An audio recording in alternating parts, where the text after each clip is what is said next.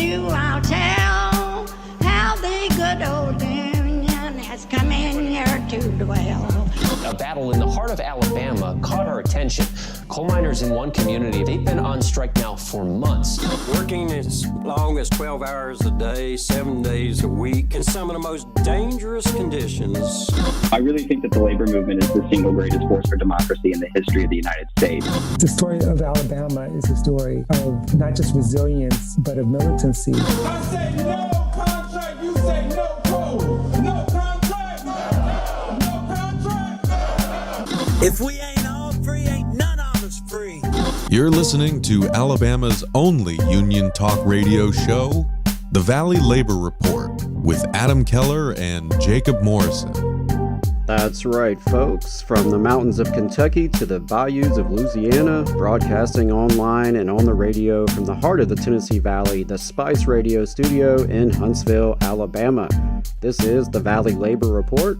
My name is Adam Keller. My usual co-host and fellow agitator Jacob Morrison is out today, so I will be steering the ship a little bit different today, but today we're talking about a pro-union business owner who's running for Congress in Alabama. Labor is on the move internationally. The nation's largest union locks out its own staff, and union leaders were a big part of the 2024 election news cycle this week. All that and more on today's Valley Labor Report. So if you want to be a part of the program today, we do have that phone number, and the line is open. You can call 844-899-TVLR. That's 844-899-8857. You can also leave a voicemail throughout the week. Today we'll be taking calls in overtime, so the spiciest topics will be in overtime today. So just a reminder that we air live on WVNN here on the radio in the Tennessee Valley from 9:30 to 11. But from 11 to 12:30 we are online, and you can find us on Facebook or YouTube. So definitely give us a call this later this morning. If you haven't gotten enough of us by the time we wrap our hour or so here on the radio, again, you can find us online. Check out our channel on Facebook or YouTube at the Valley Labor Report. Just a reminder, your support keeps us on the air. Our largest single source of funding comes directly from our listeners, folks like y'all who just contribute a few bucks at a time. If you want to become a sustaining member of the program or make a one-time donation, you can go to tvlr.fm/donate. We also have a Patreon if you'd like to donate that way, patreon.com/the Valley Labor Report. We have a shop where you can buy our hat at tvlr.fm/shop. And just so you know, if you are a member of a union, you should definitely get your local to sponsor the show.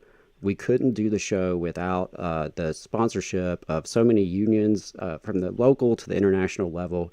Really appreciate them. So reach out to us for more details on that. And finally, let me add a disclaimer that any viewpoints or opinions expressed in the program belong solely to their author and do not necessarily represent any organization or sponsor. We welcome all of our listeners, whether you're on YouTube, Facebook, Unclaimed Mysteries Internet Radio, WVNN, WZZA, WHIV, WMMT, or through your favorite podcast app. We are proud to be part of the Labor Radio Podcast Network and encourage our listeners to check that out.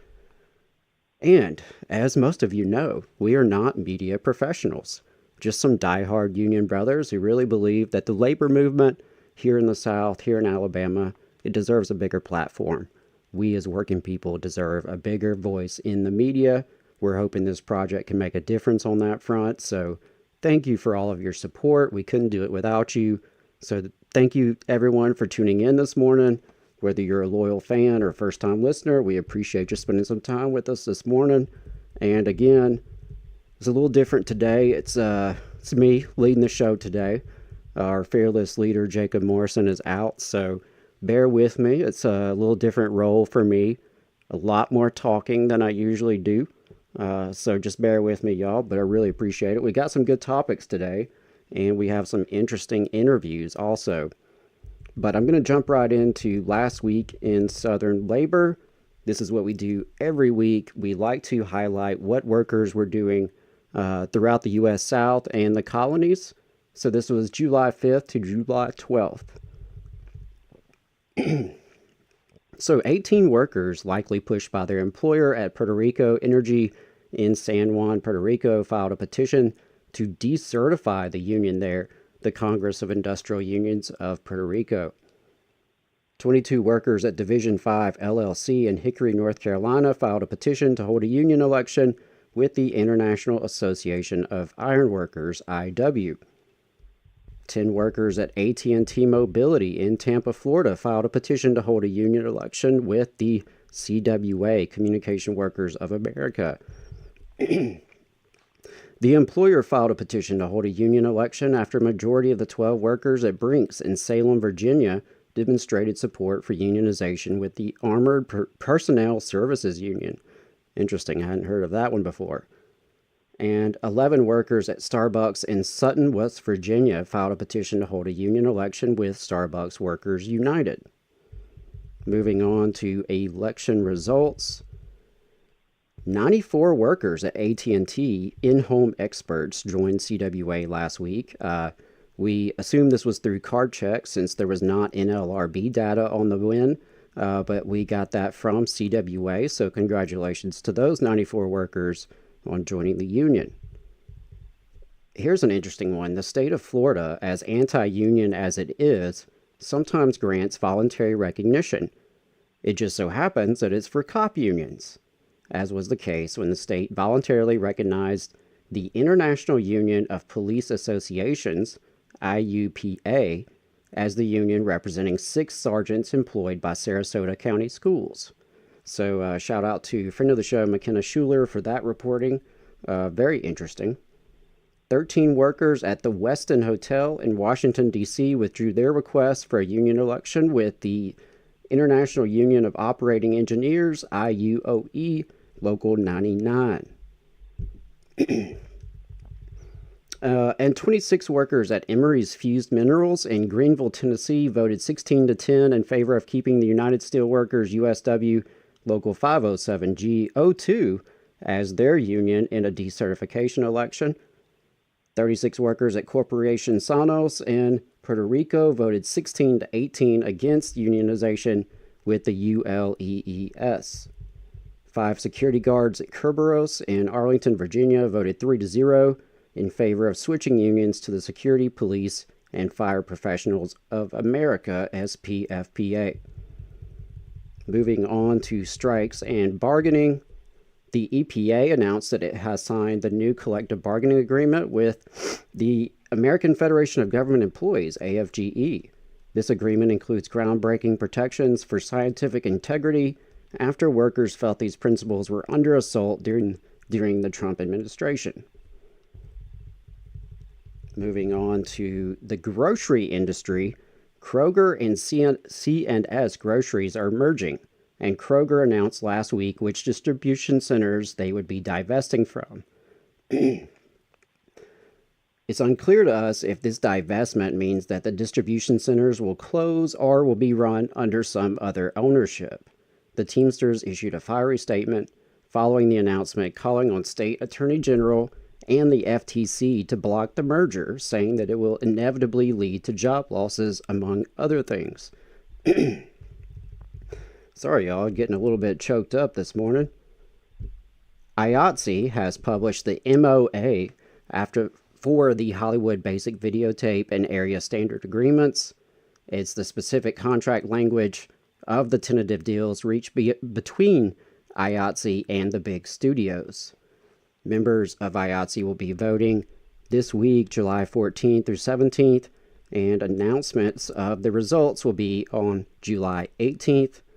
And IATSE also issued a statement recently in support of the Hollywood Basic Crafts, who continue to negotiate with the big studios. Moving on to politics and legislation. This was an interesting one. Nearly half of Governor Ivey's cabinet received raises of over 30%. Meanwhile, teachers got a 2% raise. Just so you know, the highest paid cabinet member had a salary increase to over $258,000, which is up 32% from the prior year. The highest percentage raise among the cabinet was 40%, and the lowest The lowest pay raise was 17%. All cabinet members now make over $160,000. The 1996 Congressional Review Act, CRA, allows Congress to essentially veto certain federal agency actions.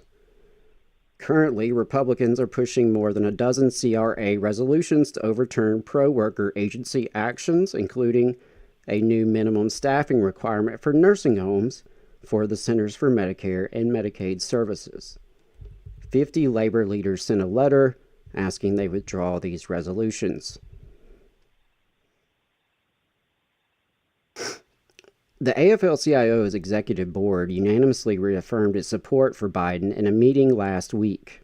In the original endorsement vote, APWU voted against the endorsement, so it would be interesting to know how they voted this time, whether it was in favor or abstaining. So we'll talk more about the election coming up later this episode. Ann Wagner was confirmed to the Federal Labor Relations Authority, meaning the body responsible for adjudicating cases of federal labor law is now full and can finally hear cases. The FLRA still lacks a general counsel, though. Federal employee unions like AFGE, IFPTE, NFFE, and NTEU celebrated Wagner's confirmation this week. In sports news, a U.S. appeals court held that college athletes could be employees, in a huge loss for the NCAA and a win for the athletes. The court sent the case back down to the lower courts to determine a test to differentiate between athletes who are employees and athletes who are not. Busloads of CWA members from New York, Alabama, and North Carolina and across the country gathered in Washington, D.C. last week for the historic Mass Poor People's and Low-Wage Workers Assembly and Moral March on Washington, D.C. and to the polls. CWA's Director of Human Rights and Education, Angie Wells, also spoke there, saying CWA is proud to be here today to demand that our elected officials address the immoral reality of mass poverty and low wages in the richest country on the planet. Moving on to internal union affairs, UFCW reformers with the Essential Workers for Democracy have filed a lawsuit against their own union, claiming that the delegate system at union conventions violates the LMRDA by not giving equal voice to all members. If successful, this lawsuit will mean that many unions' election systems will come under fire next, so that will be interesting to watch. I recommend reading the reporting from Labor Notes about that. Renowned labor educator and organizer Jane McAlevey died this past week, and in the wake of this, there has been a lot of obituaries to come out in the labor press, including in Jacobin, Labor Notes, and elsewhere. Highly recommend you check that out. She will be greatly missed, but her legacy will live on in the many, many organizers who have learned from her work. And the recent allegations from the Federal Monitor about UAW are looking more and more likely to have been trumped up after it's been revealed that the Federal Monitor inappropriately used his office to attempt to influence the union's position on Gaza, which, by the way, not related to the Federal Monitor. So only 6 days after the UAW made it known to the Monitor that they do not accept the improper meddling in union affairs, the Monitor, Borofsky, made a sweeping demand of hundreds of thousands of documents. DropSite, a new venture by Ryan Grimm and Jeremy Scahill, has built on some reporting on this from the Wall Street Journal. You can check that out for more. Finally, the United Campus Workers is holding their convention in Birmingham this weekend. My understanding is they will be consolidating their various campus-based chapters into one Southern local as they organize wall-to-wall in higher ed, representing grad students, staff, and faculty. In Alabama, UCW has grown their membership over the past year at the University of Alabama, Auburn University, and Jacksonville State. So that's all I have for last week in Southern Labor. If we missed something, hit us up, let us know. Just a reminder, we do send this out as a newsletter every week, so definitely sign up for that. We're going to take our first break. When we come back, I'll be airing a couple interviews for you today, including one with a pro-business union owner who is running for Congress in Alabama. All that and more next. Benefit Architects has proudly supported union members and union-made products for over 35 years. If you are a federal employee and an AFGE member, you're eligible for hundreds of dollars in money-saving benefits, including group life insurance, dental insurance, and AFLAC insurance. Additionally, if you're a union member but don't work for the federal government, you can still qualify for several of these money-saving policies. So give Tate Cure a call at 256-215-6769 for details and to enroll. Again, that is Tate Cure at 256-215-6769. In Alabama, more than 200,000 of our friends and family members are living without health care coverage. Often folks can't stay healthy enough even to keep their jobs. We can fix this. It's time for us to find a way to close the health care coverage gap so that people can remain at work. Let's make this a priority. Let's close this gap and cover Alabama. To learn more and how you can help, visit coveralabama.org. The attorneys at Maples, Tucker & Jacobs have stood with the working people of Alabama for over 40 years, providing skilled legal representation for your workplace injury claims. When you are injured on the job, it can be a scary time. The attorneys at Maples, Tucker & Jacobs have the experience to guide you through the process to make sure that you and your family are properly taken care of and your rights are protected. If you need help, call the attorneys at Maples, Tucker & Jacobs at 855-617-9333 or visit online at www.mtnj.com. No representation is made that the quality of legal services provided is greater than the quality of legal services provided by other law firms. Support for the Valley Labor Report comes from the International Federation of Professional and Technical Engineers Union. Learn more by visiting www.ifpte.org. Attention union members, membership organizations, podcasters, or anyone with a payment processing need. The future is here, and your organization needs to be prepared by working with Unionly. With Unionly, your union or organization can take payments on a mobile device, eliminating processing fees, giving you a better price than other payment processing methods, while at the same time supporting a union-friendly business with a specialized skill set to meet your needs. Your members will thank you when they pay their dues at their convenience without waiting in line to deposit cash or check. Start preparing for the future today by calling 206-595-8631 or visiting unionly.io. Are you looking for a better future, a career that can have you set for life, and to be a part of something that's bigger than yourself? If you are, then consider a skilled trades apprenticeship with the International Union of Painters and Allied Trades. The work of IUPAT is all around us, from the industrial painters who work on the bridges to drywall finishers, floor coverers, the glazers who install the glass in our skylines, and so much more. With an IUPAT apprenticeship, you earn while you learn and receive benefits while learning the trade, including a pension. We provide world-class education free of charge. That's right, no student debt. Our starting salaries for apprentices that graduate is above the national median salary with benefits for entire families. And you have the flexibility to take your trade wherever you'd like in the country to work. IUPAT District Council 77 covers our entire region, so give Adam Booth a call at 205-603-3142 for more information. Again, that phone number is 205-603-3142. Come build a better future with us today and join IUPAT. I'm attorney Tommy Sinyard. When you've been injured and need help, you need a lawyer who's with you. Sinyard Law. You need attorneys always available to take care of you. Sinyard Law. And keep you in the loop. It's your case. You need to know what's happening. Sinyard Law. And never a charge to meet with us to evaluate your case. Sinyard Law. A new firm, but an old name. One that will stay with you every step of the way. Sinyard Law, the name with proven results. Support for this program is provided by the International Association for Machinists and Aerospace Workers, Local Lodge 44 in Decatur, Alabama. Learn more at iamaw44.org. Hey y'all, Adam Keller here with the Valley Labor Report, Alabama's only union talk show.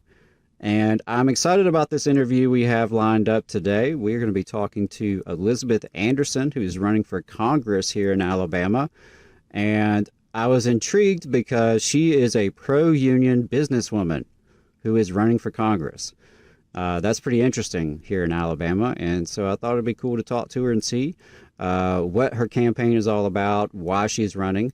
And also, full disclosure, I did reach out to her opponent, Congressman Gary Palmer. So, we'll stay tuned and see if we get a response there. We're happy to have anyone on the show to talk about what they plan to do and what they have done for working class people here in the state. So, Elizabeth, thank you so much for joining the show.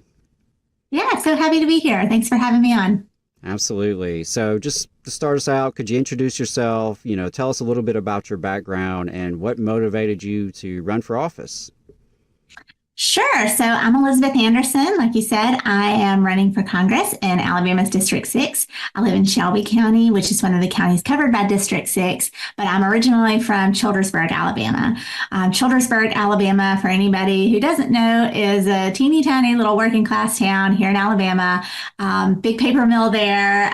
So that's wonderful. It's a great community. I was born and raised there, and I was actually in poverty for the majority of my life. So when I was growing up, I grew up below the poverty line. We took advantage of things like SNAP benefits and, government housing, and we were on free lunches, and we were so grateful for all of those things because, if we didn't have free lunches, that I wouldn't be able to eat a lot of days. So to call our family working class would have been aspirational for us, but we grew up below the poverty line. Now we have one exception in my family who was not in that situation, and that was my papaw, my grandfather. And he actually had a really great union job out at the paper mill in Childersburg and saw firsthand what that meant for him and, for our broader family too, because he was always the person who was there for us. And he was able to provide for us in a lot of ways that others in my family were not able to. A lot of that had to do with his really good union job that he had. So he always told me two things when I was growing up. He said, vote blue and go union, right? So it was always very important to him. He kind of drilled that into my head when I was growing up. And I saw firsthand what that meant for him because he had a really great stable job. He had a pension. He had a lot of benefits from that job that a lot of the rest of us didn't have. So that was kind of the start of why I started caring so much about union work. Like I said, I grew up below the poverty line, but I was able to leverage things like Pell Grants and scholarships to be a first-generation college student. I went to the University of Alabama, got a music degree. That's a long story. But then I went to go work in the tech industry. So I'm in the tech industry now, actually own a business called Lunar Lab. We are a benefit corporation, which means that we're a for-profit company, but we are legally required to consider social and environmental impact in every decision that we make, from who to hire to how we advise our clients to even what kind of paper we use in the printer. So we are hugely into, making sure that we have a positive benefit in our broader community with our company. Other thing I wanted to add was that I worked in the tech industry for a long time, and it can be really toxic, right? So there are a lot of worker abuses that go on in tech, and we don't have unions in the tech industry. In fact, I know a lot of people are trying to build up unions in our industry, but there are a lot of things that go on with workers. And in fact, I ended up suing a former employer for sex discrimination and pay discrimination, as well as retaliation. Worked through the EEOC and the NLRB, so I kind of know what that process is like. And I've seen firsthand how those organizations are intentionally underfunded, understaffed, and over-regulated by policy decisions that our lawmakers make. So all of these things came together and combined into reasons why I wanted to run, as well as some policy issues, such as where I live in Shelby County, we don't have a maternity ward anymore. I was so upset by the Dobbs decision, which impacts women's health. And we have a lot of issues going on. As everyone knows, in Alabama, we have one of the highest maternal and infant mortality rates. So all of these things kind of came together. And I have always realized in my life that, these policy things, when we don't talk about politics, or we say, politics aren't interesting to me, I don't care about politics. That's so wild to me, because politics are our daily life, right? Politics are the reason why I was able to eat when I was growing up. The reason why we had somewhere to live was because of policy decisions. Policy decisions impact our health care. Policy decisions impact our worker, our labor relations. So, policy is hugely important. So I wanted to be involved with that and be able to affect some change. Thank you for sharing that. And it's really interesting to hear someone running for office who has that kind of background, dealing with poverty firsthand, also taking on employers firsthand. That's really, I think a difficult experience for a lot of people to undergo, to pursue an EEOC complaint or anything like that. And so, I can imagine it took a lot of courage to do that, just as it takes courage to run for office. So let's talk about the office that you are running for. Tell us a little bit more about this position and the district that it covers. Sure. So 6th District of Alabama. So this is a House seat. I always thought that the House is so interesting, because the idea of the House is that it's the federal position that is closest to the people, right? So the House members represent the fewest number of people from just a federal level. Of course, like senators represent the entire state, but House members have a district that they're representing. So this district is Shelby County is the biggest part of this district. That's where I live. Gary Palmer lives here too. He actually lives right down the road from me. A little bit of Jefferson County, a little bit of Talladega County, which is where I'm from, where Childersburg is located, although Childersburg is sadly out of the district. Bibb County, Chilton County, Coosa County, Elmer County, and Otaga County. So lots of rural areas, which I'm really happy about. That's new with the redistricting that just happened this past year. I'm excited to have some of the rural counties in this district, because I'm a rural girl myself, and that's my people. So like I mentioned, we were redistricted last year. I'm sure everybody heard about the big Supreme Court case that found, rightly so, that we had racial gerrymandering going on in the state of Alabama. That was not a surprise to anybody. I think a lot of us knew that. And if you look at some of these districts, the way that they are cut, it's pretty clear that they were very gerrymandered. Like, that didn't just happen organically, right? So it was kind of a gerrymandered district, and we did change up a little bit. We've got a call campaign going out pretty soon where we're going to start calling some people who got redistricted, so that people understand, and we want to make sure that people know which district that they're in. Yes, absolutely. Absolutely. So tell us a little bit more about your platform. And you mentioned some issues already that are near and dear to your heart, but, talk to us a little bit about, in general, what are you running on, and, some of those particular issues that you're really passionate about? Yeah. So first and foremost is reproductive rights. That's a huge issue for me, just, and always has been, right?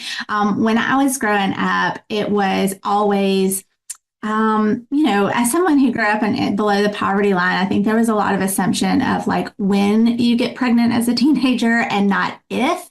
For me, that did not happen. That did not happen for me. I was able to, utilize health department services and things like that. And so that wasn't my reality, but it was a lot of the reality for my sisters and a lot of people in my family and a lot of people that I grew up with. So just making sure that we have adequate, reproductive health care. We want to make sure that we have birth control available to people who need it. We want to make sure that we have abortion access available to people who need it. And I know that that's a hot topic sometimes, but often when I think about abortion access, some of the things that come up for me are the number of very wanted pregnancies, people who want those pregnancies. And for whatever reason, it can be, there could be fetal abnormalities or problems, health problems for the mother, or, sometimes it's just not the right time. So I want to be very respectful of that and make sure that people are able to plan their families the way that they want to.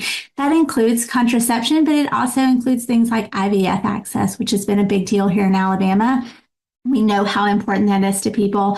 So I want to be able to make sure that women have the right to control their own bodies.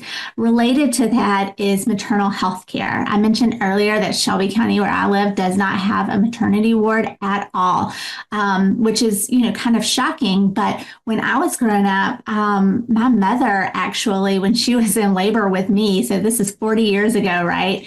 A long time ago, she drove from Childersburg to Birmingham. I was born in Birmingham. That's an hour and 15-minute drive. She drove herself in labor because she did not feel that she had adequate health care nearby. And she didn't want to have a baby nearby because she was so concerned about, her baby's health, me, and then her health as well.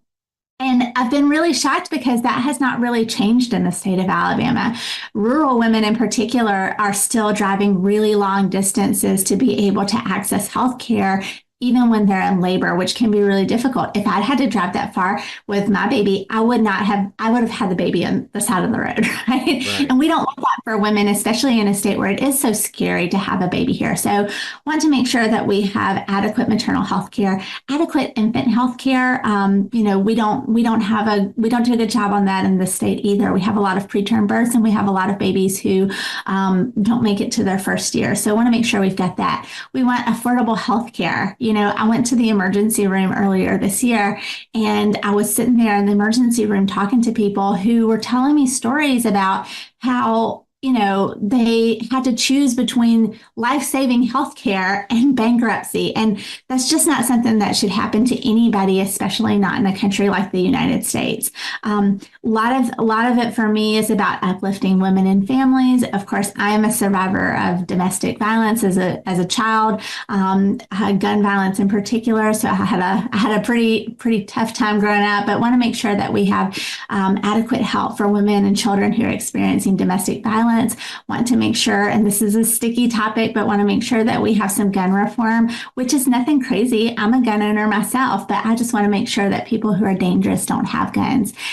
Education, right? Like we want to make sure that we're educating our kids, that they're able to go to school and get a great education so that they can uplift their lives. That was important to me when I was growing up. I would not have gotten out of poverty if I did not have access to that education. And then, of course, poverty is incredibly important to me because I have been through some things and I don't want anybody else to have to go through those things. I want better for everybody else. Nobody deserves to have to go through that. I didn't deserve to have to go through that, and I don't want that for anybody else either. So lots of issues. It's always so hard with this to just kind of like pin it down. And I had such a hard time when we were developing the platform for the website because I said, I want to talk about everything. Everything is so related to each other and so important, but lots of issues. Yes, absolutely. Yeah, there's a whole lot I could ask you about there. But what I'd like to know, we mentioned that you are running against opposition. Congressman Gary Palmer is the incumbent. And I'm curious, just what kind of contrast would you draw between yourself and him? And whether it's your campaign, how you're running your campaign, or the platform that you're advocating for. What are your thoughts there? Like, what's the big difference, you think? We are polar opposites, Gary Palmer and I. I have been in this district for a long time, and I've been writing letters to his office for years and years and years, and we have disagreed for many years. I think that there's probably not an issue that we agree on. At this point, I think a lot of the contrast is, I know that Gary Palmer is from a small town in Alabama as well, but I really want to see somebody in office for us that is working for working class people and cares about working class people's needs and cares about impoverished people's needs. When I was growing up, I never saw somebody in office that looked like me or had gone through some of the things that I had gone through. So, I really want to make sure that we have somebody in office who understands us. I think the latest stats are something like 16% of Alabamians and something like 24% of children in Alabama are growing up in poverty. And we need people that's a huge number of people, and we need people who can represent the interests of people who are below the poverty line right now. As far as labor issues, because I know that that's really important on this podcast, we are at polar opposites on that. So, of course, I am very excited to say that I just recently secured an endorsement from the Alabama AFL-CIO, as well as from the IBEW and the steam fitters, our plumbers and steam fitters unions. I was so excited to talk to them. They are such wonderful people, really, really connected with those groups, and was able to secure endorsements from them, which we're really thrilled about. But Gary Palmer does not care for unions. He's been really consistently anti-union. I don't know if you saw, but in February of this year, he wrote an op-ed in the 1819 News, and it was called "Don't Let the UAW Kill the Magic of Alabama's auto industry." And he talked about unionization efforts as being, a result of national special interest groups. And he said that unions are trying to destroy, our economic ecosystem. He says that, unions kill jobs and suffocate jobs, which we know that that's not true, right? The AFL-CIO gave him a 7% lifetime rating. He was against the PRO Act in 2020. So he's been very proudly anti-union for a long time. And I kind of feel like it's really out of touch because, we got to support our workers, of course. Like, we're like the workers are the backbone of the economy. How could we not support our workers? And we want somebody in Congress who's representing our interests. So, I'd say just broadly, polar opposites. Yeah, it seems to be the case. And I really appreciate you bringing up that distinction there on labor specifically, because we are a labor radio show. We're labor union activists ourselves. And, we try to look at politics from the approach of working people, people in poverty, people who go to work for a living, people who have a boss, people who often have a landlord, the vast majority of us, right? That's the majority of people in this country, in this state. And we try to look at politics from that perspective and not necessarily from a, strictly partisan or ideological perspective, but no, like what's good for regular old folks and what's not good for us. So, if you could just talk a little bit, you've already really explained, I think, both, the personal heritage you have, the connection to your grandfather. And I think that's really important because often in Alabama, many people aren't getting those family connections, right? As union density has declined over the years, there's less people in unions, right? That's less grandmothers and grandfathers who are talking to their grandkids about unions and how important they are. So you have that family connection, and you've mentioned a little bit already about your distinctions with Gary Palmer, but could you talk just a little bit more about kind of your approach to labor unions and what you want to accomplish on behalf of working class folks if you were in Congress? Yes. So let me just take a step back and say, so I'm a business owner now, but I've been a worker my whole life, right? If you grow up like I did, you work really hard. And I think that's, sometimes that's a misconception. People will say that people in poverty are lazy. And that has always made me so mad because people who are in poverty and working class people are the hardest working people in this entire country. And I can say that definitively because I have experienced it. But so, I've been a worker for a long time and I know what it's like. And I know what it's like to work a really hard job without any kind of protections. I've had to work long, I've worked 24-hour shifts before. And I've worked in jobs that I did not have any kind of protections for anything at all. And it was hard. Right? Like it sucked. I didn't like it.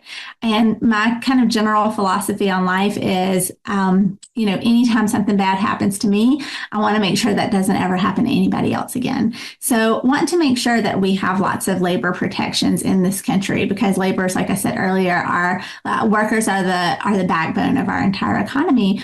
And within my own business, I know that I take that really, really seriously. So we put a lot of worker protections in place, just sort of proactively. We pay living wages. We have something like 17 holidays. Like we really try to make sure that we're protecting people from toxic work environments. We just don't put people in them. We have a zero tolerance policy with our own clients that, we're just not going to accept putting people in a toxic work environment or making sure that people don't experience experience any kind of discrimination or abuse. Now, I will say that I have experienced some of those things. Like I said earlier, with the EEOC and NLRB claims that I submitted, that was really, really tough. That was hard. It was difficult. The process took forever. It was very difficult to get in touch with them. They are so understaffed, and it is very intentional that they're understaffed. So I want to make sure that we have better protections with those types of organizations so that they can do their jobs to help us, because they just can't right now. They're very overloaded, and this is something that's going on for years. And I know that there are lots of policies in place and lots of regulations on those organizations that are put in place by policymakers to make it more difficult for us, right? So that it is more difficult for us to file those complaints. It's hard to file a complaint. Like, just generally speaking, just to take the step to do it, it's difficult. A lot of people will say things to me like, oh, you were so brave for doing that. And I don't think that's true at all. I don't think that I'm brave for doing it. I think that I had resources. A lot of people don't have the resources to do that. And I want to make sure that anybody who needs to file an EEOC complaint or an NLRB complaint can do that, right? We don't have to have this conversation about whether or not you have the resources to be able to do it. In fact, it's one of the reasons I started my own business, because I know that when you file those kind of complaints, it can be a mark on you, right? And not everybody has the luxury to be able to do that, because I know that sometimes employers, they don't want to hire you sometimes if you file those complaints. I need that stuff to end. I know so many people who went through things that were very similar to what I did and just did not have the resources or ability to file a complaint. And everybody should be able to do that. With regard to worker issues, I also want to make sure that we secure minimum wage. I know that's a hot button topic, but I think it's really important. Within my own company, I have seen what it means to make sure that we pay a livable wage. It's good for workers. It's good for the business. I personally think that if a business cannot afford to pay somebody a livable wage, then they just can't afford to hire, and they shouldn't be hiring. So I want to make sure that we secure that. And of course, things like, I want to make sure that we stop tying our health benefits to our employer, because that means that it's very hard for people to go and secure health care for themselves for even life-threatening, conditions, because it is tied to their employer. And that really disempowers our workers, right? Because there's a lot of abuse that people can sometimes put up with because they know that they need their health care. And it can be very difficult to get another job. So things like that, I think, are really important. Just making sure that our workers are treated with dignity, with respect, and that we're enacting policies that are beneficial to workers. Yeah, I really appreciate you bringing out that last distinction about healthcare being tied to your employer, and how that really does disempower workers and provide more power for the companies. I mean, it is what it is. If your survival is tied to that job, like you said, you're willing to put up with a lot more. It also can hold you back, right, from exploring other opportunities, perhaps, even starting your own business if that's where you want to go, right? So there's a lot to be said for that. So I think that's really important.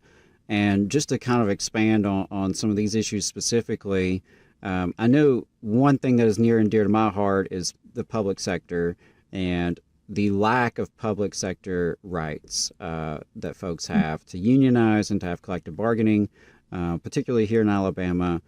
But, a lot of our listeners will know that when the National Labor Relations Act was signed back in the 1930s, there were workers who were left out. And, not a coincidence that it was predominantly women and people of color holding these jobs that were excluded. And we're talking agricultural workers, domestic workers, and public sector workers like teachers. So there is pending legislation in Congress right now that would expand collective bargaining rights and union rights to public sector workers across the country, regardless of what state they're in, which would, certainly be beneficial to folks in the South, in places like Alabama, where our state laws are not like they are in California or New York, right? So if you're a teacher in Alabama, you have less rights than a teacher in California or New York. So all that to say, I'm curious what you think about that issue in particular, and how you feel about that. This is one that sometimes when I'm talking about issues, it seems like such a no-brainer. Do you know what I mean? Like, of course, public sector workers should have the right to organize, just like every worker should have the right to organize. I have a hard time seeing how anyone can make an argument against it because it's just so clear. I don't have to tell anybody on this podcast that, unions are the reason that we have weekends and days off, and we have safety protections at work. At a broader federal level, I mean, unions are so important, and unions, it's not just fighting for individual workers, but for all workers in all sectors. And so, of course, teachers should have the right to organize. Everyone should have the right to organize. Well, I really appreciate that. And something else that I noticed on your website that I wanted to mention as well is the federal job guarantee. Something I harp on a lot on this show is that there are politicians who love to talk about the right to work. They love to say that Alabama is a right to work state. Now, what they mean by right to work is not exactly what it sounds like. Right to work sounds like a job guarantee. It sounds like you have a right to a job, which is something folks in our labor movement and the civil rights movement, from Dr. King on all the way to today, folks have fought for guaranteed employment, full employment, some sort of job guarantee. But right to work in their eyes is something very different. It's a way to harm unions and to allow folks to be taking services from unions without actually paying any dues or fees in exchange. But not to get on that rabbit hole, but that is always something that bothers me, right? That we use right to work as this term, but it doesn't mean what it sounds like. So tell us about what would a real right to work look like? And what is a federal job guarantee, and why is that something you're supportive of? So just kind of going back to the way that I grew up and some of the life experiences that I had, I think that the federal government and any government, in my mind, exists to benefit, people or its constituents, right? That's the sort of core basis of why we need to have a government, is to sort of organize all of us and also to benefit all of us and to look out for all of us, right? And I know that I know that, conservatives and liberals disagree, but that's my viewpoint. And I will tell you that going back to when I was growing up, those federal government programs were massively beneficial to me. When I tell you that we could not eat if we did not have free lunches, that was my only meal sometimes. SNAP benefits that fed us, right? My sisters utilized WIC benefits, and that was hugely beneficial to them. It kept their babies safe and their babies healthy, right? We have seen with things like the WIC program that it literally saves lives, right? So I'm a big believer in government benefits being utilized to help people. I don't believe in this idea that people are, leeching off the system, because that's just not my experience. And I can tell you firsthand, I've seen it. It's not a hypothetical for me. I've actually seen it. And I think that federal programs like that are so beneficial. We saw with the New Deal how wonderful it was to provide jobs to Americans. And that was hugely beneficial for our entire economy from top to bottom. Federal Jobs Guarantee Program is another one that I kind of feel like is a no-brainer. Of course, we should help our citizens. It helps our broader economy. All of these things, these safety net programs and federal job guarantee programs, all of these things, that anytime that we can help our citizens, we are helping the United States economically and as building a world superpower. So I think, why not? Why not? Like, do you know what I mean? Why would we not? And as far as a right to work, I get so irritated with that phrase. Even when I was filing my lawsuit, it was a little confusing for me when everything first happened. So what happened in my lawsuit was I brought up some sex discrimination that was going on within the company. There was a lot of really discriminatory kind of stuff going on. We saw a lot of broader pay discrimination, especially for women in the country, in the company. Myself in particular, I was being paid about $20,000 less than like lower ranking men within the company who had fewer job duties. And we saw that across the board with women. And so I brought that up and I ended up getting fired. And when I got fired, the official reason was that I had a lack of humility, right? So that was the sort of stated reason. It wasn't a job performance issue. It wasn't anything else. They said it's a lack of humility because I had brought this stuff up, right? And it was kind of confusing for me because I kept, at this time I didn't really, I didn't know a ton of stuff about like what right to work really meant in our state. And everybody says, well, it's a right to work state. What does that mean? They can fire you for anything. Well, that's not actually true. They cannot discriminate against you. I filed a lawsuit and I can tell you they can't, I'm not a lawyer, right? Like this is not legal advice, but they can't just fire you for anything like that. And I think that's really unclear to people when we talk about what right to work really means. And I also think it is unfair for them to fire you. Even if I did exhibit a lack of humility, I don't think that's a fireable offense, right?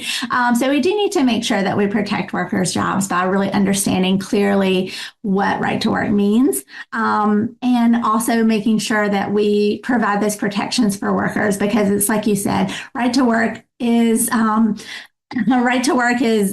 of those phrases that sounds like one thing and is actually something totally different. Yeah, it really is. And to your point, it also often gets confused with at-will employment. And then, of course, it's just mind-boggling to say you have a right to work, but you also are at-will employees, right? So, yeah. I mean, how do the two go together, right? So it's very, very frustrating, and I appreciate you drawing out those distinctions. So one of my last questions would be, if people are interested, we've talked a lot about various issues today, but there's a whole lot more on your website. There's more, I'm sure that other folks would like to find out more about certain issues that we didn't get to today. So if people are interested, where could they find out more?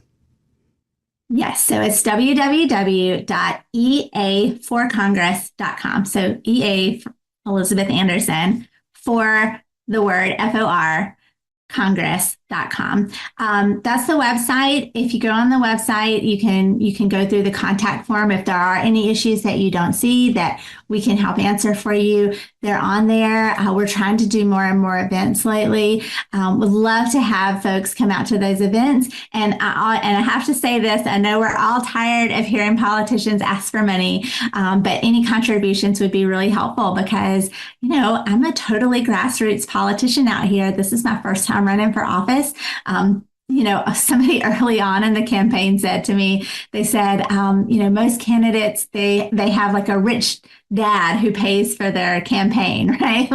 I do not have a rich dad paying for my campaign.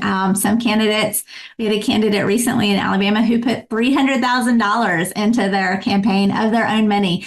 And I don't know about y'all, but I do not have $300,000 just laying around. So we are really starting from scratch out here, and I know that it's a tough fight. I did want to address that really quickly. I know it's a tough fight. I know that we so frequently see people trying to kind of fight for the right thing, and especially in Alabama, where it is a super red state. I think that Sean Fain from UAW had a really good point recently on the Mercedes unionization efforts, where he talked about how it was a David and Goliath fight. And I think we are kind of in a David and Goliath fight on this as well. And that's okay. I'm good with it because, sometimes Goliath wins the battle, but David will win the war, right? So we are out here. We're trying our best. Y'all know how important collective organization organizing is, and we're trying to bring that into this campaign, how important it is to keep fighting. So that's kind of what we're doing out here. So any contributions,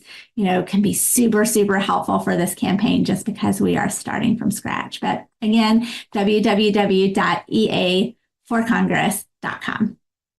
And finally, was there anything else that we didn't touch on that you wanted to make sure we mentioned? And I really appreciated you bringing up the last point there about, the tough odds, because that was going to be my last question there. You are facing some tough odds, but I appreciate you addressing that head on. Was there anything else you wanted to share before we let you go today? Oh, I don't think so. Other than, I'm acutely aware of what the odds are, but I'm a fighter. I've always been a fighter my whole life. I have seen the ways that, because I know this inherently, I have seen the ways that politicians have put structural, systemic barriers in front of us that make it harder for us to just live our lives, from putting food on the table to getting health care, to just going out and, living and being happy. And I've seen those structural barriers. I know that they've been put there on purpose. I've been fighting up against them my whole entire life from literally being born and my mom having to drive over an hour to get health care, right? So from birth, I have been fighting against these structural issues, and I want to keep fighting against these structural issues. I'm not going to stop. I hope that everybody here will not stop as well. We know that we've got long odds sometimes, but if we keep at it, we can do it because it's worth fighting for. Elizabeth, thank you so much for your time today and just for your willingness to run for office and your willingness to come on this program and talk about working people and why working class people are relevant to this campaign. So really appreciate it and wish you all the best. Thank you. I'm so happy to be here. Have a good day. All right, y'all. So that was Elizabeth Anderson running for Congress. As you heard, she is running against the incumbent Gary Palmer. And as I mentioned at the top, I did extend an invitation to Congressman Palmer to come on the show. He's welcome to do the same kind of interview. We'll give him equal airing. But I really enjoyed that conversation because it was interesting to hear from someone running for office for the first time. Interesting to hear, someone coming from working class background. I saw a study recently that the Alabama legislature at most has one person that could be considered working class who is currently serving in the legislature. So, you can discuss how that exactly is, identified maybe, but I think it speaks to a broader point, which we all know, which is that working class people are not very well represented in politics, in elected office, certainly, and particularly the farther up you go, right? When we're talking Congress and the folks that go represent us at D.C., it's very infrequent that it's working class people. So I really appreciated that conversation. We'll see how things shake out with that campaign, but I always appreciate when folks are willing to engage and talk to labor and talk to us about, specifically, what do you want to do for unions? How do you feel about us? We have to ask those questions, right? I think it's important that we confront candidates with these questions and with these issues and speak to the interest of working class people. Because if we don't, who will, right? So unions do have a special responsibility there. I know it can be very controversial when unions get involved in politics. As you have seen from the title of today's episode, we'll be wading into that a little bit later in the episode about, Trump and Biden and the 2024 election and some of the reactions from union leadership. And, unions have been big in the news cycle this past week in the context of this election. So we'll be wading into that. It's controversial. It's, impossible to please everyone. But there is some utility in political engagement on some level. I think it's fair to say. At the very least, we should be asking candidates where they stand on the issues and trying to educate working class folks on those answers. That's something that we're trying to do here in North Alabama. The North Alabama Area Labor Council, we developed a candidate questionnaire We have sent that out to all the candidates for the city council and school board who are running in Huntsville. The election is coming up in August, I believe August 27th. So, stay tuned for more information on that. But that's something that we're trying to do here at the local level to really, just find out where do these candidates stand, because often working class people are not even part of the conversation when it comes to elections. Very few people in the media are really asking, where do you stand on minimum wage? Where do you stand on union rights? Where do you stand on public sector union rights? Are you going to engage in union busting? Will you use your own campaign to union bust, right? So those are all questions that don't come up very often in the media.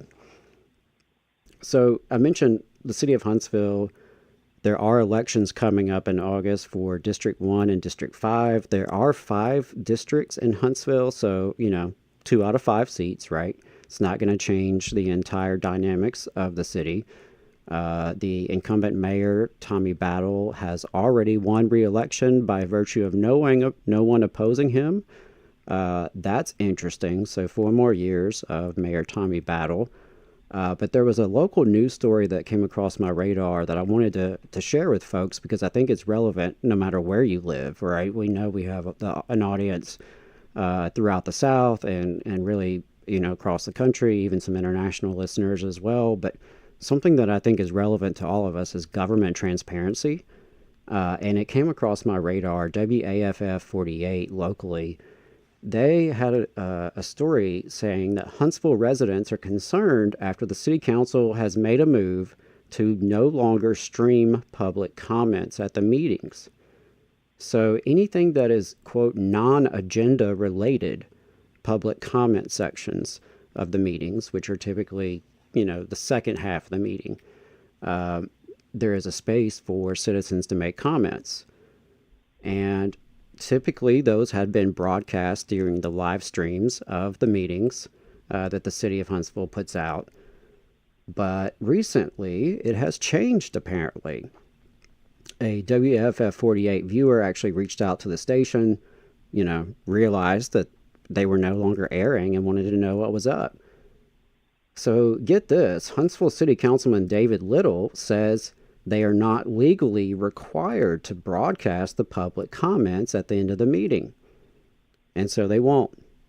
He says the change to the live stream is so the city's official business is what is broadcasted.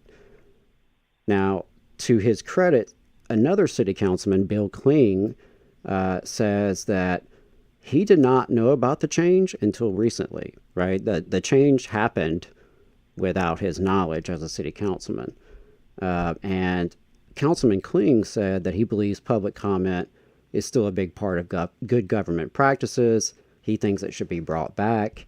So that's an interesting issue. Kling said, I'm disappointed because I think this is part of the meeting. People have a right to come speak to their elected official. I've heard from a lot of people that they really like that part of the meeting, and it is part of a public meeting. Councilman Little, again, he says they do not legally have to stream it, so they will no longer be streaming it. That's interesting. I'm curious to see if that's going to play out in the election here in August, because I think government transparency is something that resonates with a lot of people, regardless of your politics, your ideology, what party you may typically vote for. We all want to know what our government's up to, right? And I think it's all important. It's important for all of us to have space to address government agencies, right? The public comment section at the school board meeting, at the city council meeting, at the county commission meeting, that's important. We have to be able to speak at these meetings. And often that's the only way you can really address these officials, right? Because it's pretty often the experience that when you reach out to elected officials, you don't get a response, right? They won't answer your call. They won't respond to your email. You send them a letter, hoping you track them down that way, right? I'm not saying that's all elected officials by any means, but it's more common than it should be. And frankly, there's something important and valuable to public pressure, right? For members of the public to be in the public, exerting pressure, expressing their opinions, providing their input before this public body. So I wanted to highlight that local story. Very disappointed in the Huntsville City Council for no longer airing that section of the public comments. I'd be curious to know from listeners who live elsewhere, does your local city council live stream the meetings? If so, do they include the public comment section? Heck, do you even have public comments at your city council meeting or school board meeting? When I represented public school employees in Huntsville City Schools, one of the frequent battles I had with the school board was over the public comment section of the meeting. When I first started in that position, members of the audience were allowed to ask questions during the work session of the meeting. That was taken away. Members of the public could speak for 3 minutes. All you had to do was sign up right before the meeting. They didn't change that to require, I believe, like 72 hours notice. It was multiple days notice. They wanted basically a transcript of what you were going to say. A form that you had to fill out online. So they tried to make it more difficult, right? Just to be able to stand up and speak your piece for 3 minutes. So that was a frequent battle. So yeah, I would love to hear from folks across Alabama, across the South, and wherever you're tuning in from. How does your local government operate in terms of that level of transparency? Do you have public participation at the meetings? And is any of this live streamed so people can actually see it online and go back and check the record? So with that local story out of the way, we're going to take our last break. And when we get back, I've got another interview for you. And we're also going to be doing our usual Boss Watch, talking about all the crimes that bosses have been up to throughout the South this past week. All that and more. Stay tuned. In Alabama, more than 200,000 of our friends and neighbors are living without health care coverage. Often folks can't stay healthy enough to keep their jobs. We need to fix this. Let's close the health care coverage gap. To learn more, visit coveralabama.org. Support for this program also comes from the Ironworkers Local 477. So if you are looking for contractors with lower than average EMR and TRIR, they tell me that if you need to know what those mean, then you will. Or if you need to supplement a workforce at any level for any amount of time, short or long term, if you need ironworkers that come trained and certified at no extra cost, or if you need workers from superintendent down to general laborer, and you're looking to start work on a project, or you're unhappy with your current contractor situation, you need to call my friend Jeb Miles with the Ironworkers Local 477. They only work with the best in the business, vetted contractors, and can do all kinds of jobs, from roofing to steel and bridge erection, from welding to heavy rigging, from structural repairs to machinery alignment, and much more. They supply manpower on 4 of the 5 largest projects in North Alabama, so you know they're legit. If you need good quality, safe, efficient, diligent, and knowledgeable workers on your job, then you need the Ironworkers Local 477. Call Jeb Miles at 256-383-3334 or via email at local477@bellsouth.net, and make sure you tell them that you heard about them on the Valley Labor Report. We're the nurses, firefighters, and claims representatives that help keep our government services running. We respond to natural disasters. We care for our nation's veterans, and we investigate discrimination in the workplace. We are federal and D.C. government workers, and we are proud to serve the American people. Working in more than 70 agencies across the government, we know we can fulfill our mission because our union has our back. Learn more at afge.org. Paid for by the American Federation of Government Employees, AFL-CIO. The Laborers International Union of North America, Local 366, is proudly recruiting North Alabama workers to work construction and nuclear plant maintenance.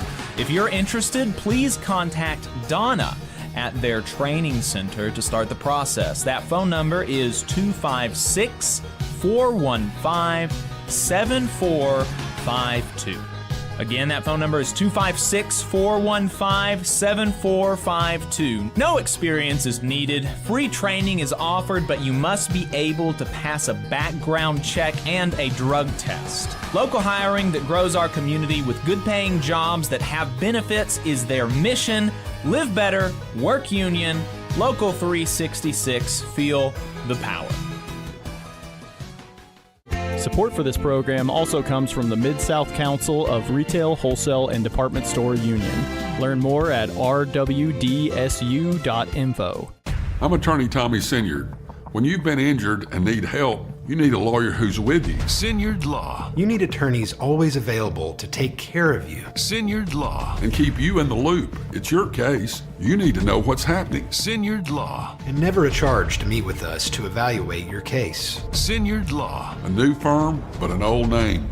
One that will stay with you every step of the way. Sinyard Law. The name with proven results. Since 1889, the National Association of Letter Carriers has protected the rights of city carriers as they deliver the mail and offer support for their community. The Alabama State Association of Letter Carriers makes their legislative voices heard when it comes to issues involving the U.S. Postal Service and the working members of the union. The National Association of Letter Carriers has been longtime supporters of the Muscular Dystrophy Association and the Stamp Out Hunger Food Drive. This message is sponsored by the Alabama Association of Letter Carriers. To learn more, visit NALC.org.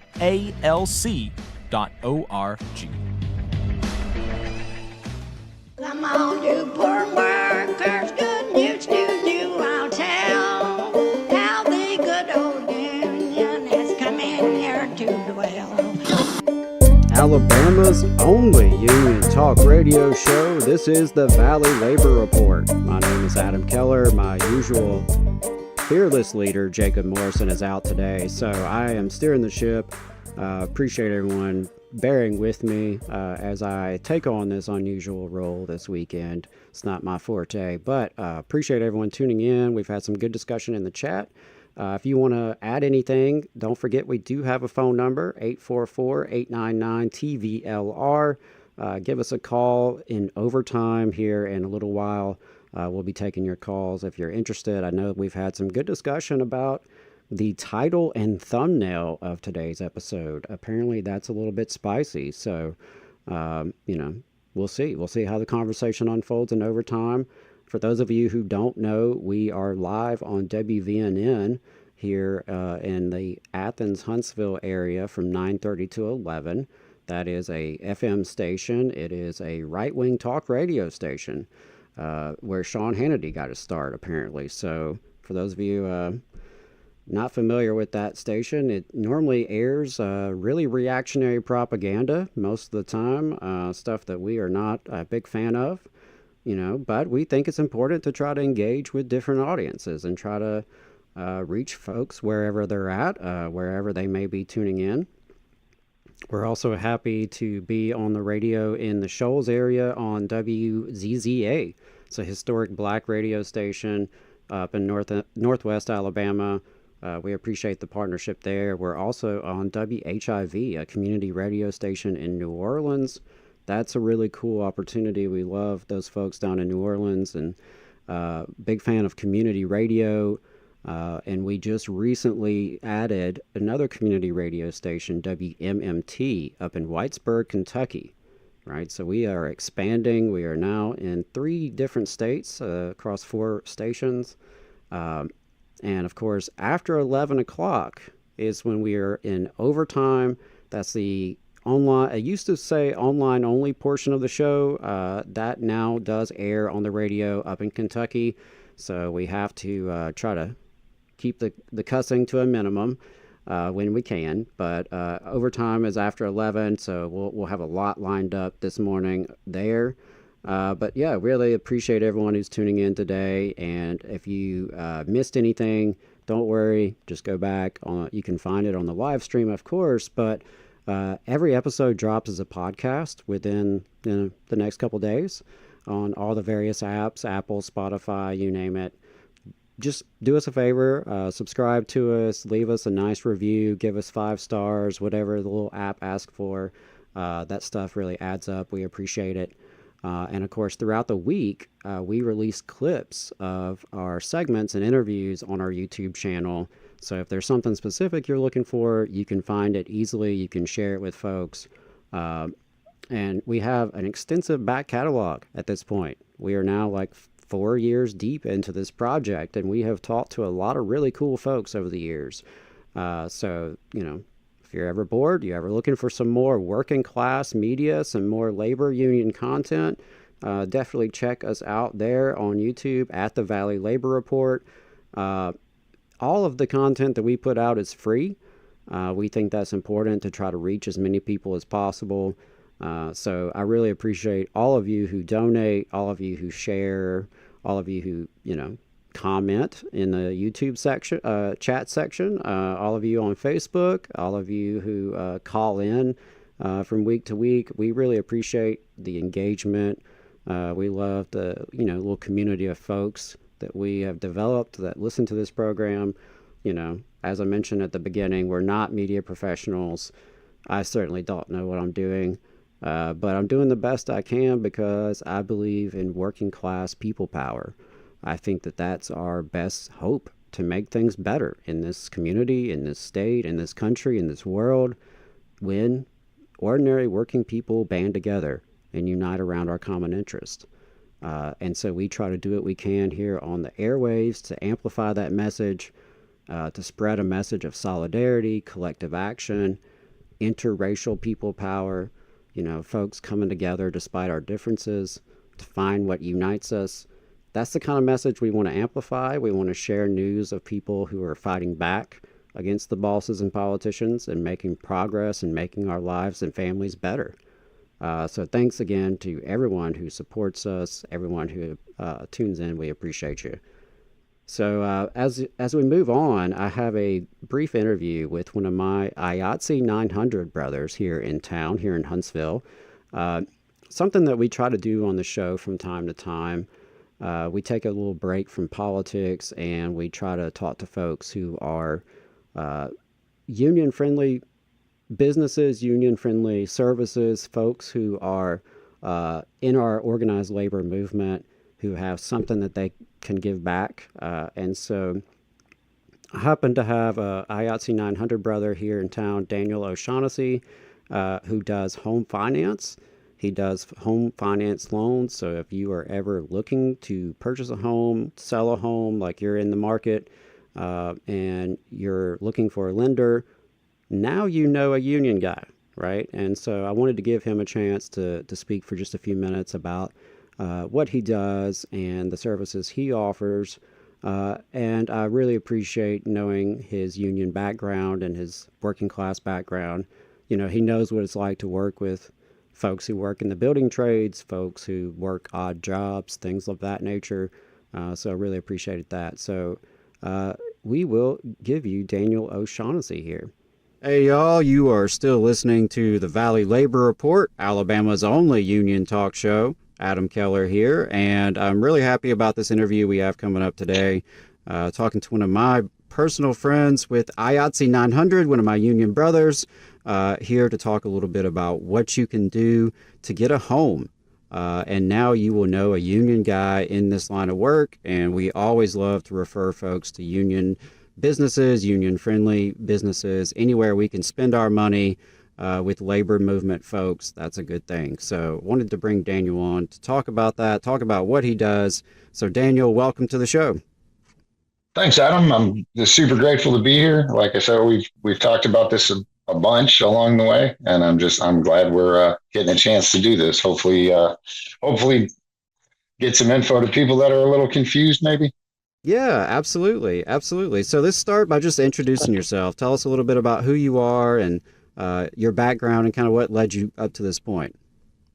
Okay. Well, I guess why I'm on here, right, is I'm a loan officer. I'm a mortgage loan originator. So that means I find people money to buy houses. But my union journey, and how we know each other, I was a union member with the UBC for a long 19 years. And then, and then how I got with IATSE is through a mutual brother. I met, we became friends. He figured out I knew how to rig, and the rest is history. So now I get to enjoy the music scene and a lot of the stuff we do here in Huntsville. Yeah, absolutely. It's great working with you. Just for folks who don't know, what is a rigger? Oh yeah, we're the guys that climb up and pull up the rigging and the motors for all of the stuff that goes on stage, right? So I'm the goofy guy you see up there above you. Right, up in the rafters doing the really scary work that I personally don't want to do. I prefer to stay on the ground. So happy to work with these guys and really appreciate what you do. But yeah, so you've got this strong union background. You came up through the ranks of the carpenters and millwrights, and now working with IATSE. But you also do home finance. And so tell us a little bit about what you do and, what got you into this line of work, right? That's kind of an unusual path to go from, the building trades into home finance. So yeah, what happened there? Sure. Well, my craft was a little different. I was a commercial diver. So we were specialized in, heavy construction, river work, offshore, overseas, all kinds of stuff. That people like, much like the rigging, most people think it's an odd career choice. But again, to the credit of the union, training, consolidated bargaining, all the things keeping us safe. That's it's second to none, right?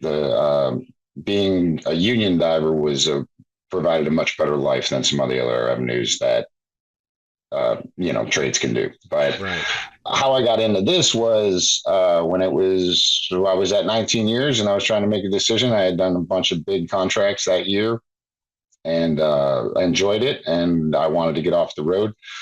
And I started studying. I didn't know what I wanted to be for the second time I grew up. And but again, finance, I always liked finance and stuff like that. And it's just something that, it's not that complicated, but we don't teach everyday people, or is not taught to everyday people. You have to kind of find that information yourself or go to school for it. Right. And and with the trades, like we've talked about, one of the reasons that I gravitated towards the mortgage side is, I've been in my house a little over 15 years and someone did it for me. We don't have consistent paychecks usually. We work in blocks in some trades, or the same thing. There's a season for rock and roll riggers or music or events and stuff like that everywhere. So it's, I very much enjoy helping union brothers because someone helped me, and it's just being able, I'm at a huge advantage with my background because it's a lot easier for me to explain that to underwriters and the powers that be that control the money and decide if you get it.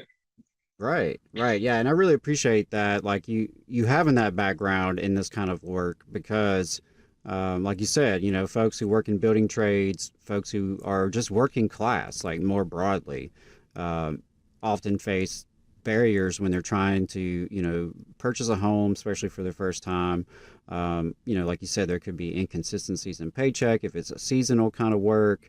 There's just a lot of different obstacles and barriers that working class people can run into. And, to your point, they may not be educated on all the ins and outs that they need to know. So yeah, having someone who, has your background and kind of knows what it's like to be in these shoes, it's really helpful, I think. So, tell us more. Yeah, go ahead. No, I'm just saying it's a huge benefit when it comes to being of use. Yes, absolutely. Absolutely. So, tell us a little bit more about the work you do specifically. What can you offer to folks? Well, that my job. Okay, so is what my actual title is, I guess, or license is. I'm a mortgage loan originator. So how that works is you come to me and I look at, what you have going on. That's the biggest thing is we take a look at what your financial position is and, how your money comes in and all those different things. And then my job is to kind of put that together, help you along the path. Plenty of people need some work. Took me years to get my credit in order and things like that because of the peaks and valleys and of pay and stuff like that in the trades, which again, cannot express enough. The trades have given me an amazing life. And, I've gotten to do like lots of good things. And it's just, my job is to kind of tell that story. First thing I do is you get an application and I pull credit, I do those things. And then I help. The answer is never no. It just sometimes it's not right now. Right. So, but I help kind of draw that roadmap for clients. And then once we get to a certain point, I help explain that story, or my job is to explain that story to underwriters in order to get the loan across the finish line. And to get, and again, I love what I do because I call me an idealist. I think everybody should have at least an opportunity to have a place of their own. And that's kind of what I do, is I bridge the gap a little bit between the finish line and where you're at right now. I create a roadmap and a plan for you. And then it's all free of charge, especially for union brothers. You guys you have a special place in my heart, of course, for what I do and the things I've seen and been through. And so that's how we get started. Awesome. So like I said, and as you expressed, you do know, these struggles that working folks have when it comes to affording housing. And now that you've been in this business for a little bit, are there some things that you really want to pass on to folks that they should know if they're considering buying a house, whether they are doing it for the first time or they're getting back into the housing market right now for whatever reason? Just any tips or any things that you've learned along the way that you think is really important for working folks to know? Well, there's the obvious: pay your bills, save your money. I've got some YouTube videos on basic tips and stuff. And you need to find me. You need to find a guy that wants to help, right? Because my job, no one gets paid until we cross the finish line when it comes to real estate. Sometimes people don't understand that. I'm not a guy that sits in an office and collects a salary and just decides whether you get a loan or not. That's not my position. I have to help clients finish the process. And you have to find someone that wants to help. I love helping union brothers, veterans too. That's another special place in my heart, as it should be for everyone. You need a plan. I tell people all that. If you don't know where the target's at, or from a rigging standpoint, if you don't have a laser on the point, how the heck do you expect me to know where this goes? Mm-hmm. So it's kind of, and it's, you can use whatever, I like analogies, right? So, but it's basically a roadmap. You need to know, and the home buying process can be a lengthy process. It can be very disheartening. Right? If it's, there's paperwork involved, there's a lot of things like that. My job is to make that enjoyable, right? You're getting a house, or the ultimate goal is to get a home of your own. Yeah, absolutely. And something you did mention that I wanted to bring out is a YouTube channel. So you're also on YouTube. Tell us a little bit about that. They've been rebranded a couple times. So again, please don't hold it against my videographer. He did the best. He's awesome at what he does. And, there's some basic tips on my YouTube channel. I think we can drop some stuff in the chat, or how to get a hold of me. Simplest thing is my name is Daniel and I lend money. So DanTheLender.com. That's my web address. And I think we'll put something in there. And it's just that simple. That's how you find me. That everything comes directly to me, emails and all that stuff. That is my phone number on my card, so I'm not hard to find, and I am here to help. And again, like I said, if plenty of people have bought homes, right? So you do understand that it can be a lengthy process. And then again, when I bought my first home, we'll tell you a little story about that. I had the same misconception, I guess, that other people have. I said, well, here's 3 years of tax returns. This is how much money I make. And here's a house I believe is in my, my price range, very conservatively. I don't have an extravagant home. And seems simple to me. This is what I make. This is what I want. Get it here. And that is not how it works, right? They need, someone needs to tell the story properly. And luckily I had someone that took the time to do that for me. Yeah, that's really important to know. Like, it isn't just that simple sometimes. I mean, it's not as simple as just like doing the back of the napkin math and, figuring out what you think you can afford. There's more to it. So I think having someone that you can work with, that you can trust, that understands the struggles that you are going through and the situations you may be in, that can be a real asset. So Daniel, was there anything else that you wanted to share with folks? Anything else like I didn't ask you that you want to make sure we talked about today? Yeah, one of the things is don't let things like, if you, the way our country's been, especially in the last 4 or 5 years, right? Your credits. Hey, y'all, we had to cut it a little short. We are running late on time. Again, my apologies. I'm running the ship today. Mistimed things a little bit, so I cut off just the last 30, 40 seconds of that. But we'll have that up on our YouTube channel as well, of course, to check out. Just to remind folks, we will be continuing the conversation live on YouTube and Facebook. So if you're listening on the radio, make sure you do tune into us there. You can follow us at TVLR.fm. That's our website. Make sure you stay plugged into that. We appreciate all the support. 844-899-TVLR if you want to give us a call coming up here in overtime. Otherwise, we will see y'all next week.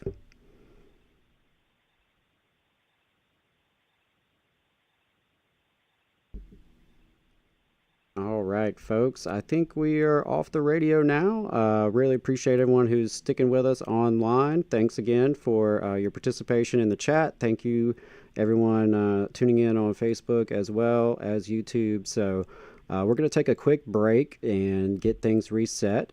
Again, we're opening up the phone line, so if you want to give us a call, it would be a great time to call in. And we have a lot to talk about in overtime. I'm going to be discussing the nation's largest union locking out their own employees. That one is pretty near and dear to my heart, so I have some thoughts to share there. Another thing we'll be mentioning is Boss Watch. Didn't get to Boss Watch in the main show, so there were, of course, crimes committed by bosses. Can you believe it? Yes. Crimes committed by bosses across the South. So we'll be talking about that. There's been quite a lot of international news in terms of labor action, strike activity, and electoral politics. So we'll have a little bit of a roundup there. Some interesting news coming out of the Pacific Northwest regarding marijuana and organized labor. Something that, was brought up to me this past week that is going to be a segment is, do you need a nicer boss instead of a union? Apparently that's a big conversation, a big debate among folks. So we'll talk about that. And then we will wrap things up by, of course, addressing the 2024 election, Trump, Biden, the union's reaction, all that coming up after this break.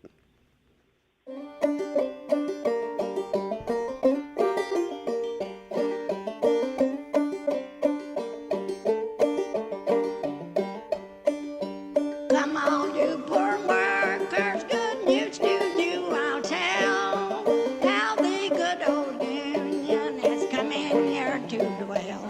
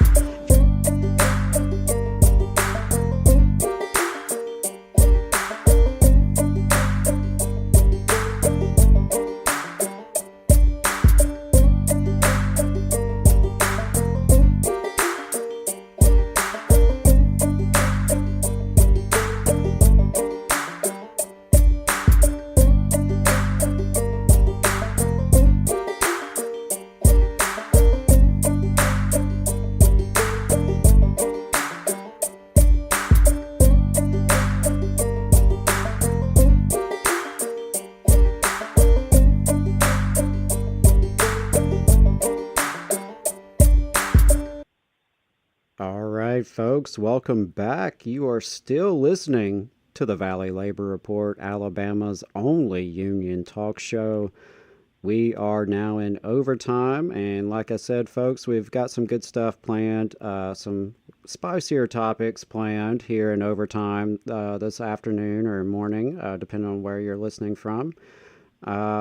It's been a really busy week. As you have heard, Jacob is out, so a little bit different role for me this week, and it's been a good week for organizing, really. There's been some good momentum going. I mentioned earlier in the show that North Alabama Area Labor Council, we have put out candidate questionnaires, so really interested to see what kind of results we'll get, what kind of engagement we'll get from local, electoral candidates, because it's important to, to get working people's voices out there and see where people stand on these questions. So excited about that.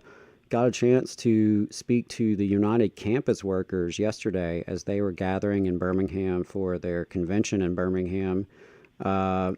They are basically consolidating chapters of UCW into one regional local, is my understanding. And so yesterday I got a chance to chat with some of the leaders from Alabama, from UA, Auburn, JSU, Jacksonville State. So it was great to hear their reports. It was great to hear their membership growth in each of those chapters.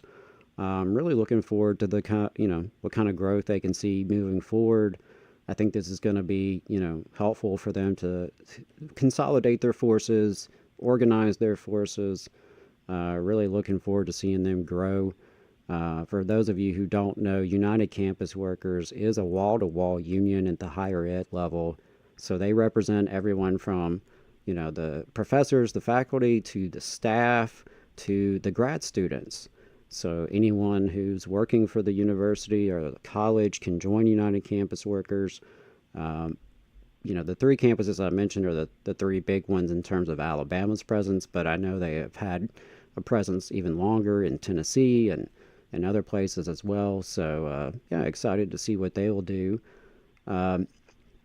And we also have another exciting project with the Labor Council. We are doing Labor in the Pulpit this year. For those of you who are not familiar with it, it's an AFL-CIO project. I think it was brought back just recently in the past couple years. But basically, it's a plan to get labor leaders, labor activists, speaking to faith groups and congregations on Labor Day weekend or, the Sunday before, the Sunday after. Time it with Labor Day, give a 3 to 5 minute speech to the church, to the mosque, to the congregation of any kind about faith, labor, worker justice, the connections between them, how we can work together, how we can build relationships. So I think that's a really cool project, really cool program. I'm excited. We've got a couple congregations here in North Alabama that are interested in working with us. So wherever you're listening from, if you are interested in that kind of thing, you can find it on the AFL's website. They've got all the materials. It's still not too late. Labor Day will be here really soon, but it's not too late. So here's your friendly reminder to get involved in your labor council. If you're not already involved in the local labor council, you should be. It's really, really important. It's the Regional Federation of Local Labor Unions.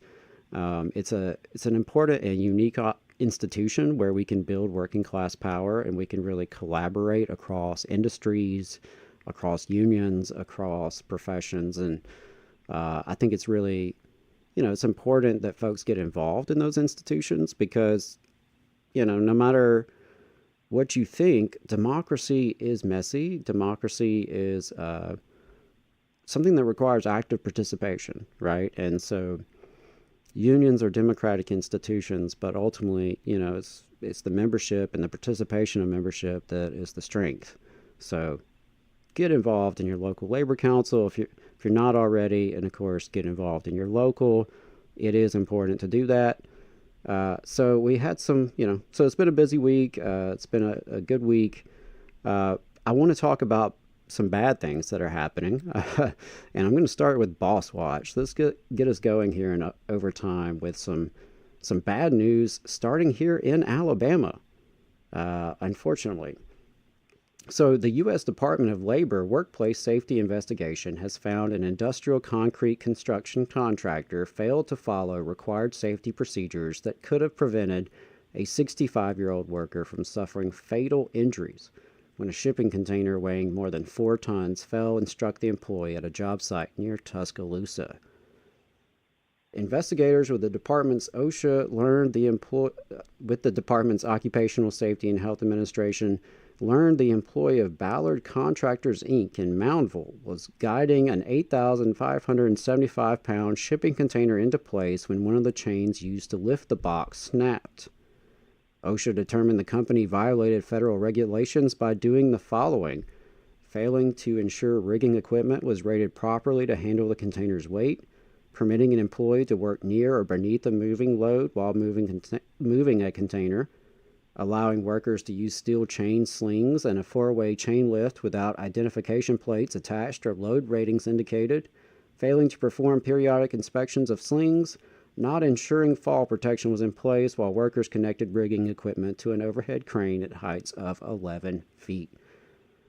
Ballard Contractors failed in its legal responsibility to provide its employees with a safe work environment, especially when it comes to dealing with the serious dangers of handling heavy loads, said OSHA Area Office Director Joel Batiste in Birmingham.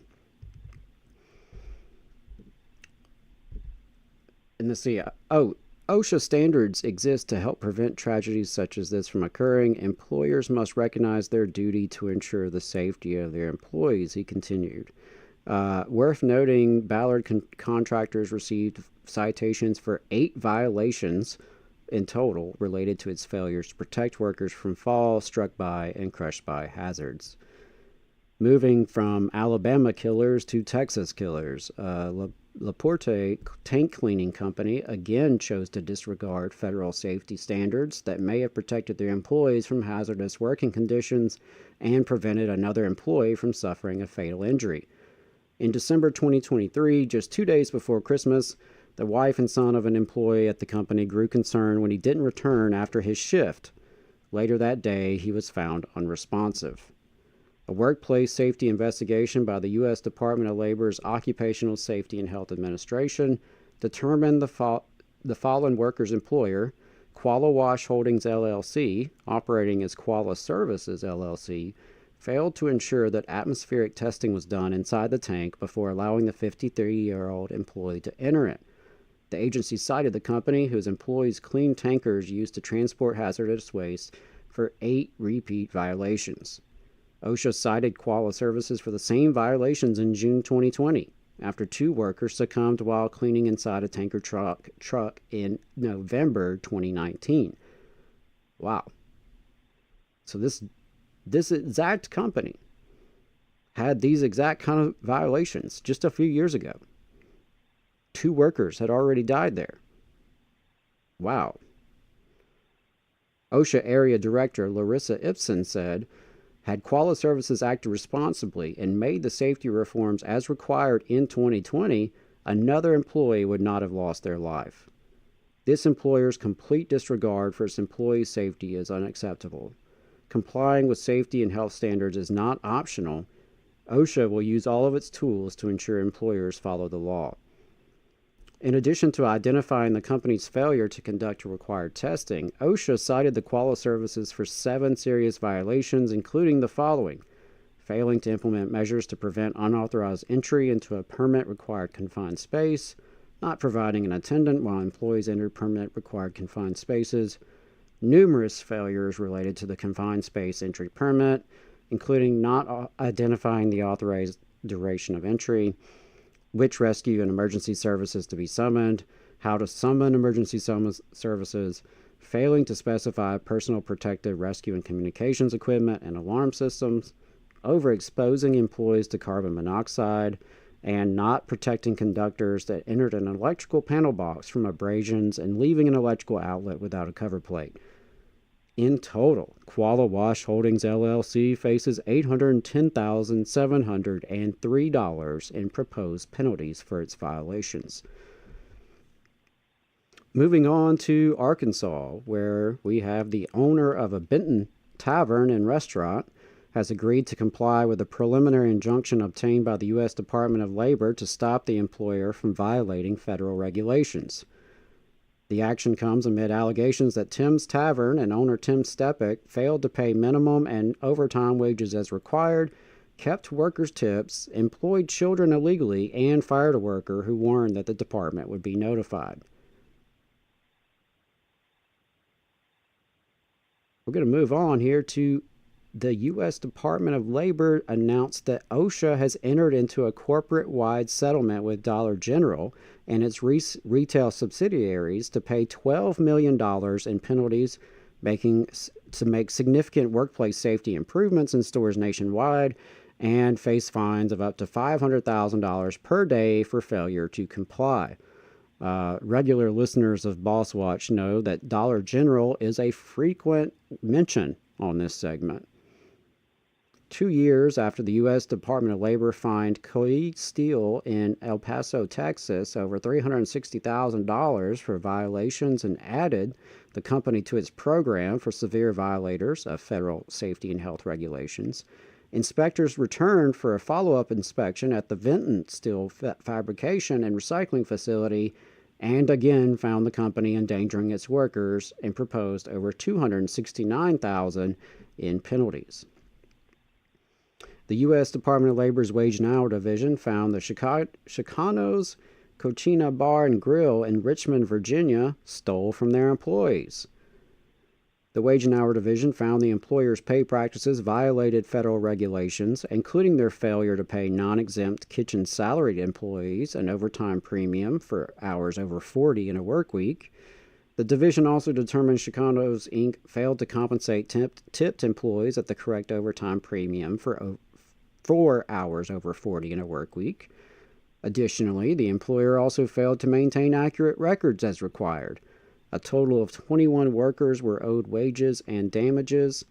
Just a note that the FLSA requires that most employees in the United States be paid at least the federal minimum wage for all hours worked and overtime pay at not less than time and 1/2 the regular rate of pay for all hours worked over 40 in a work week. The total back wages and damages recovered, $86,196 in owed wages, $86,196 in liquidated damages. And the U.S. Department of Labor Wage and Hour District Director Roberto Melendez in Richmond said, quote, people employed in the restaurant industry are often low-wage workers who depend on every dollar earned, including overtime pay, to help support themselves and their families. When employers violate the rights of workers to be paid their full earnings, the U.S. Department of Labor will act to recover the wages illegally withheld. And there were a few other headlines just to mention here, some dishonorable mentions.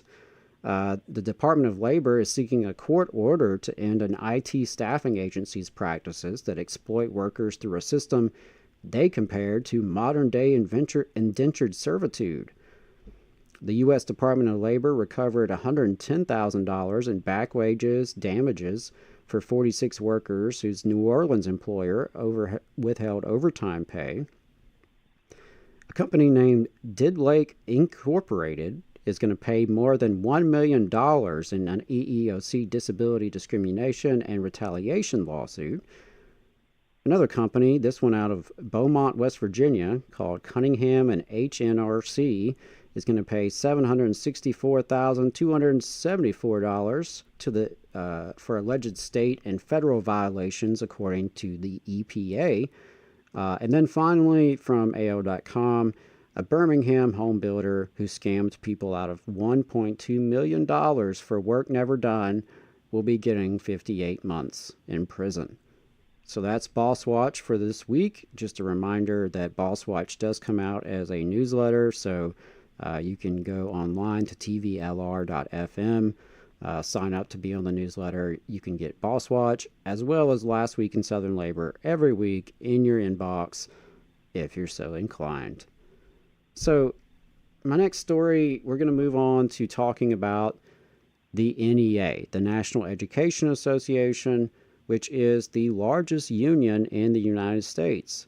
It's the largest education union, but it's the largest labor union overall. There are about 3 million members in the NEA. And you may remember from last week that the NEA's own staff went on strike.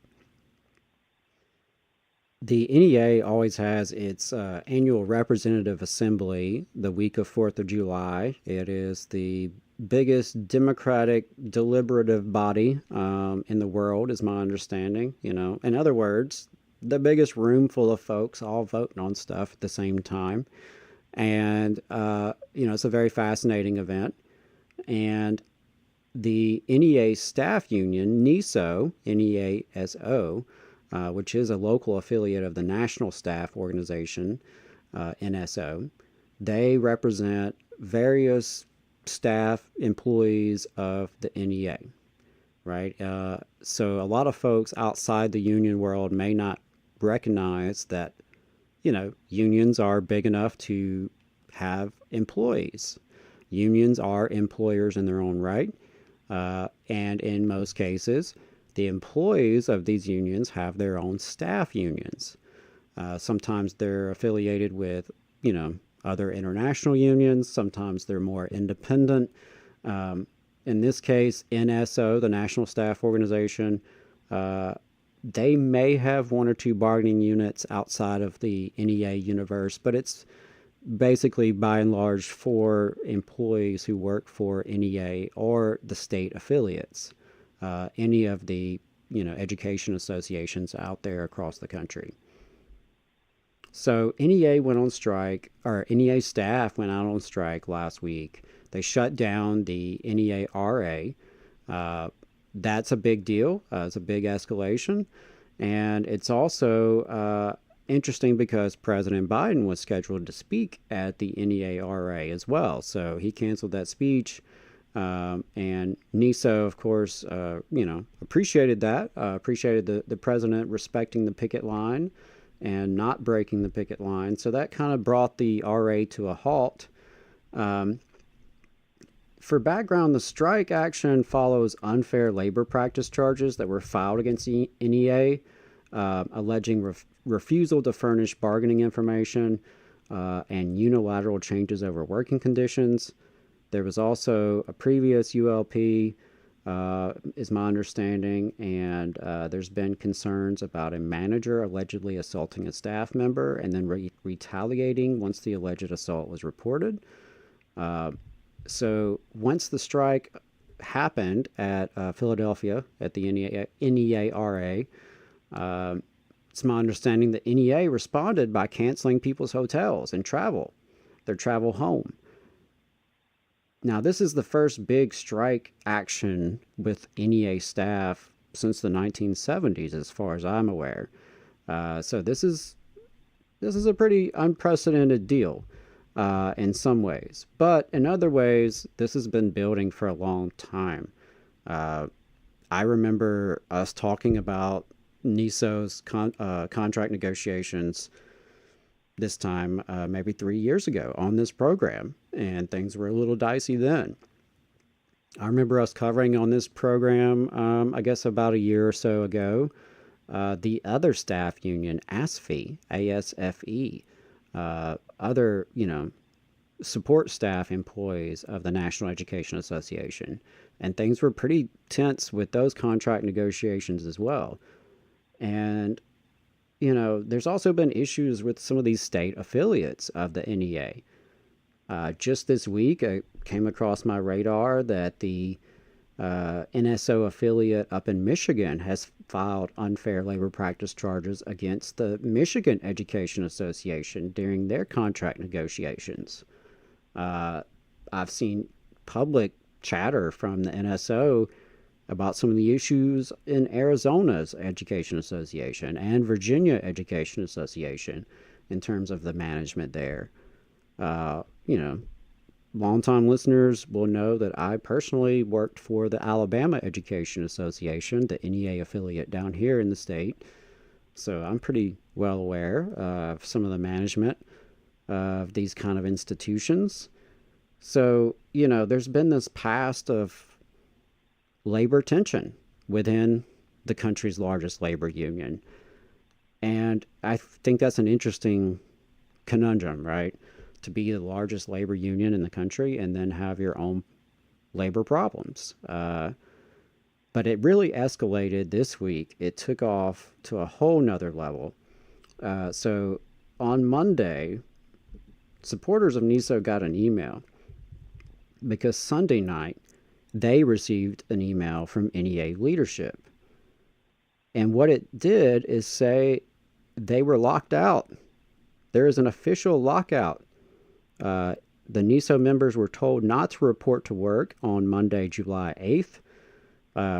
So in response, of course, NISO members rallied in front of the NEA headquarters in D.C. To show support, and they have received a lot of support from NEA members as well as NSO members across the country. It's very, it's wild. It's wild to see a union lock out its own employees.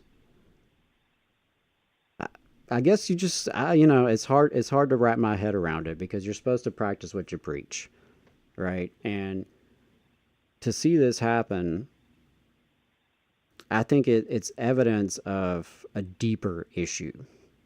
There's deeper issues within these institutions, right? And I'll circle back to that. But so the lockout started this week, and also within this message, NEA said that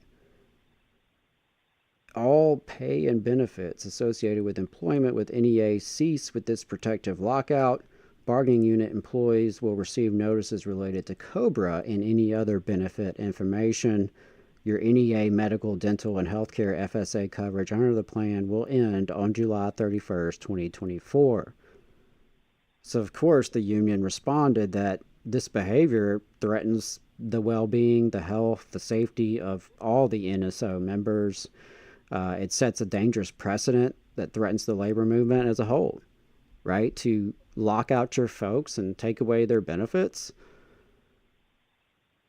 So, NISO is engaged in they have engaged in two legally protected unfair labor practice strikes. These were each in response to specific complaints which were filed with the National Labor Relations Board. The union says, quote, if NEA, the nation's largest labor union, questions the legality of these actions, it shows school districts and corporations they can do the same for workers across the country. NEA leaders are not only willing to throw their employees under the bus, they are willing to harm NEA members and the future of the labor movement too. Wow. So NEA headquarters was the site of a rally, as I mentioned, pickets, and both NEA rank and file members, NEA leaders, as well as, other staffers from state affiliates. Everyone's been kind of sending in their support and solidarity. And here, I also wanted to quote NSO, or the NISO as well, the staff union, when they said, quote, we believe in an NEA that meets the union standards of its own members, of its staff, and of labor and public education allies. We will fight to create that organization. That starts with demanding that leadership end the lockout so that we can get back to bargaining a fair contract without intimidation and serving the NEA members we care so much about. So that was Monday. As the lockout continued, NISO, the staff union, continued rallying at headquarters, continued to gain allies.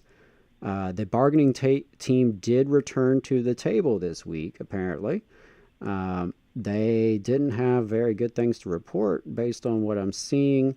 Not a lot of movement at the table, unfortunately. And of course, when you've already locked out your employees, it's not a very positive context to have these negotiations. So there was actually an email sent out by NISO, by the staff union this week, where they laid out some of the proposals between NEA and the staff union on telework protections and contractor accountability, on salary and pay equity.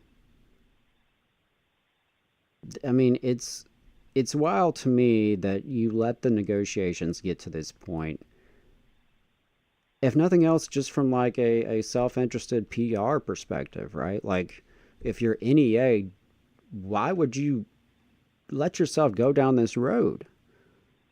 Because a lockout is a failure. It's a failure to negotiate. It's a failure to reach a deal. And it's a real insult to the labor movement. It's an insult to workers everywhere. So as I was saying, I think this really speaks to toxic work environment that has been building for some time within NEA and within too many of its affiliates. And I think teachers and custodians and school bus drivers and all the other public school employees across this country, the 3 million of them that belong to the National Education Association, they need to be asking tough questions of their union. And I say union, of course, down here in Alabama, they don't even claim unionism. They're a quote-unquote professional organization, a professional association, where your boss can also join, right? So there's some real issues and contradictions that need to be wrestled with, and I would encourage public school employees to get informed and to be, be thinking about what this says when your own union treats its own employees this way. What does that really say about the leadership? What does that say about the vision that they have moving forward? What does that say about the way that they are fighting for workers and they will fight for workers? It's a big concern. I think it points to some deeper structural issues within the NEA, and I believe that rank and file educators have to get involved and have to fight for a real union that will practice what it preaches, and that will do its best to actually live up to union values. I think it's a shame. I think it's a shame on the entire movement. So I send my love and solidarity to the staff of NEA, to the NEA staff organization, to those union brothers and sisters and siblings. Appreciate all that you do. Appreciate all that you do to fight for educators in your day job, to be treated this way by your employer, who should know better, to see, a union act like a corporation. It's pretty pathetic. So we are definitely sending our love and solidarity to the NEA employees. We are wishing them much luck at the bargaining table. Hopefully things will turn around. I, again, encourage NEA members to contact NEA. The NEA staff organization, the staff union, has put out information there.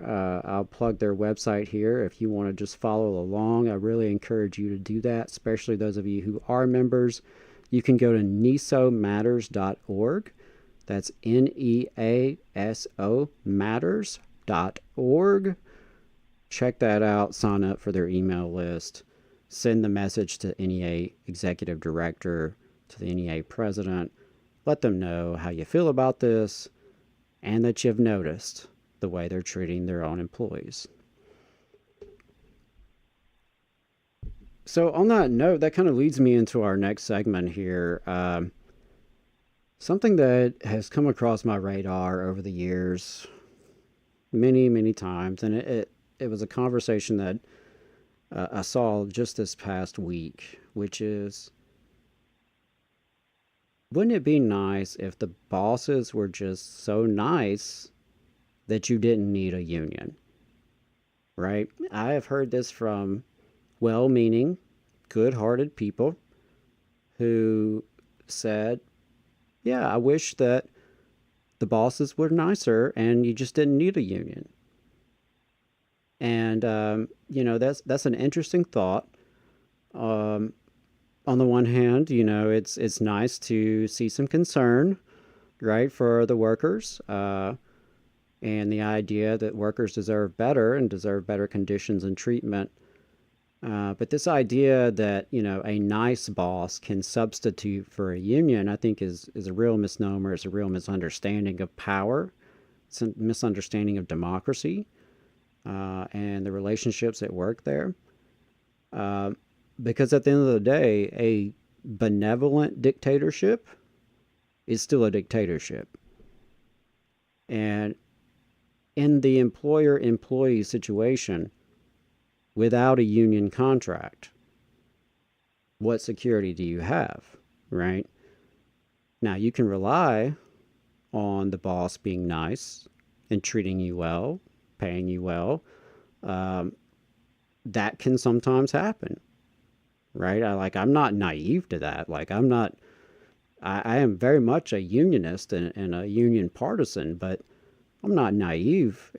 I know there are business owners out there and managers out there who are nice, who do their best to treat people well, their employees, right? It happens. Not enough, but it's out there. But I've heard this from even political candidates have told me, yeah, I like unions. I've got no problem with unions. My goal would be the workers are treated so nice they don't need a union. But, that misunderstands the power dynamics, right? Because what keeps that boss being so nice? What ensures those workers are treated well moving forward? Right? Because people change. Bosses change. Right? They change individually. People can change their behavior. People get sick. People pass away. People get promoted. People get demoted. Right? Your boss can change, like they personally can change, or it can be a new boss who's maybe not as nice as the old boss. Without a union contract, what guarantee do you have that anything can stay the same, can change for the better, right? And so I think that's a real misunderstanding, this idea that, well, if we just had nicer bosses, we wouldn't need unions. Because the other thing to that is, who says you have to have a bad workplace or a bad boss to want a union and to need a union?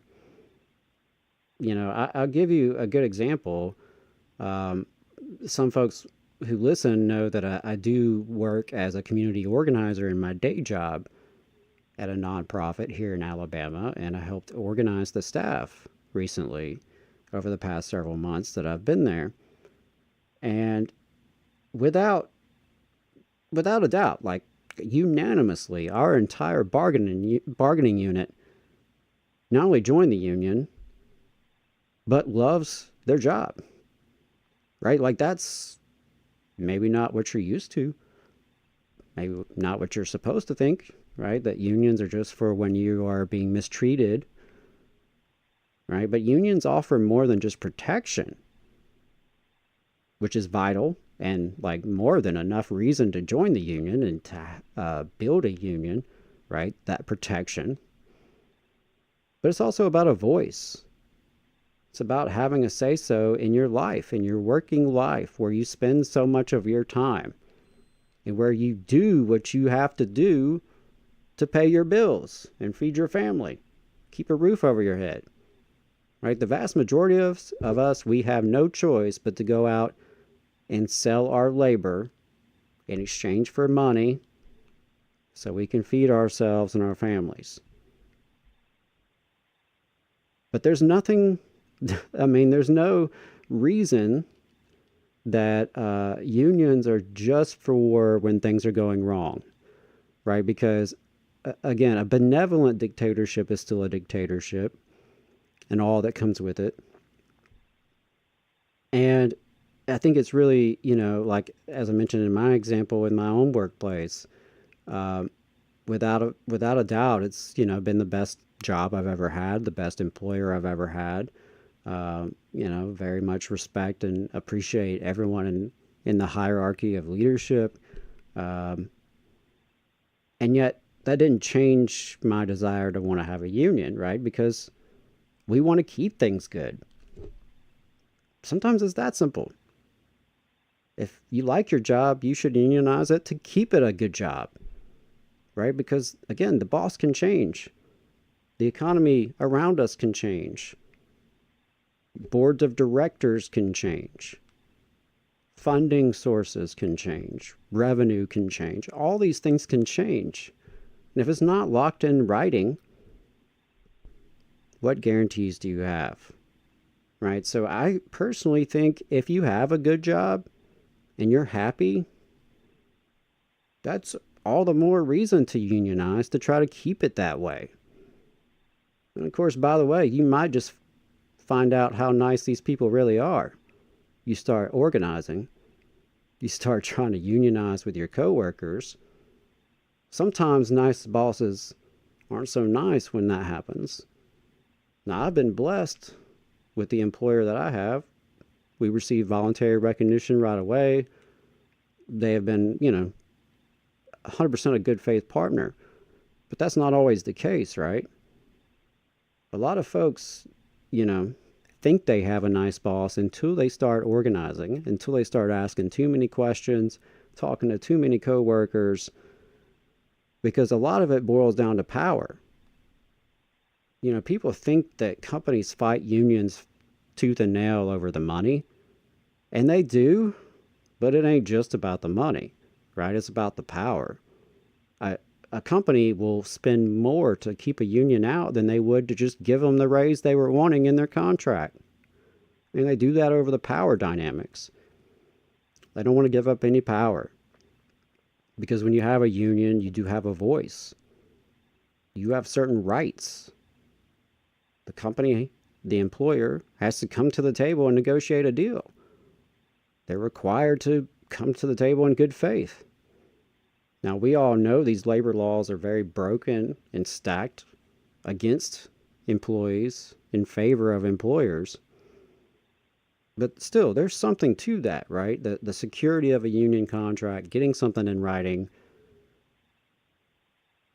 And, if this boss is as nice as you think, they'll have no problem with this kind of arrangement. They'll have no problem coming to the table, sharing some power there, ensuring there's input. And then, oh, by the way, you've got that protection. So if things do change, you've got it. But I just thought it's something that I hear from time to time, and I think it was worth addressing, that no, unions are not just for when you're unhappy.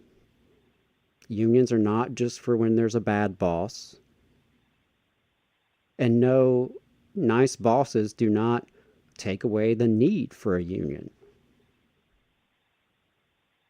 No more than a nice king or queen would take away the need for democracy broadly in a society. It's the same concept. Workers deserve a voice. We deserve input. We deserve to come together. And we know that when we come together, that's when we have more power and leverage. That's why we do it.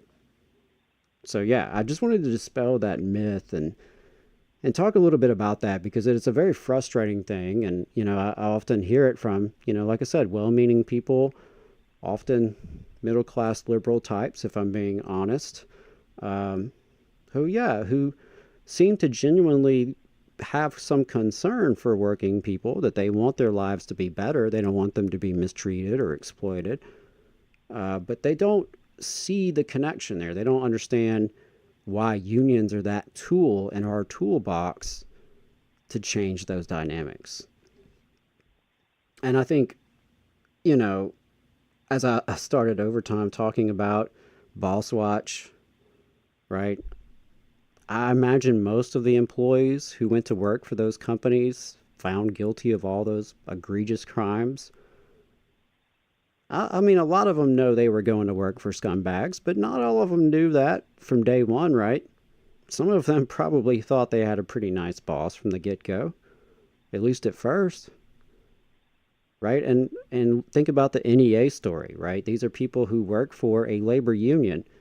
They do what they do, at least ostensibly, like we all believe they do what they do because of certain values, right? A shared commitment.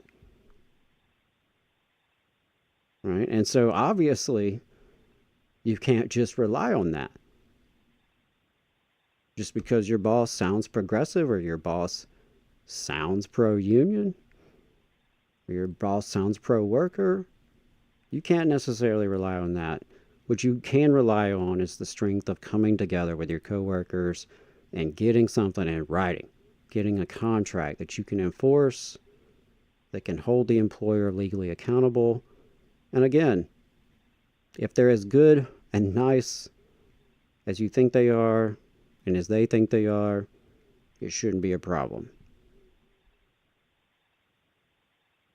So I'm going to give you just a little bit of international roundup here this morning as we move ahead and over time. You may have noticed over the last, couple months, we've tried to include more international news, often like a little quick hit in the main show.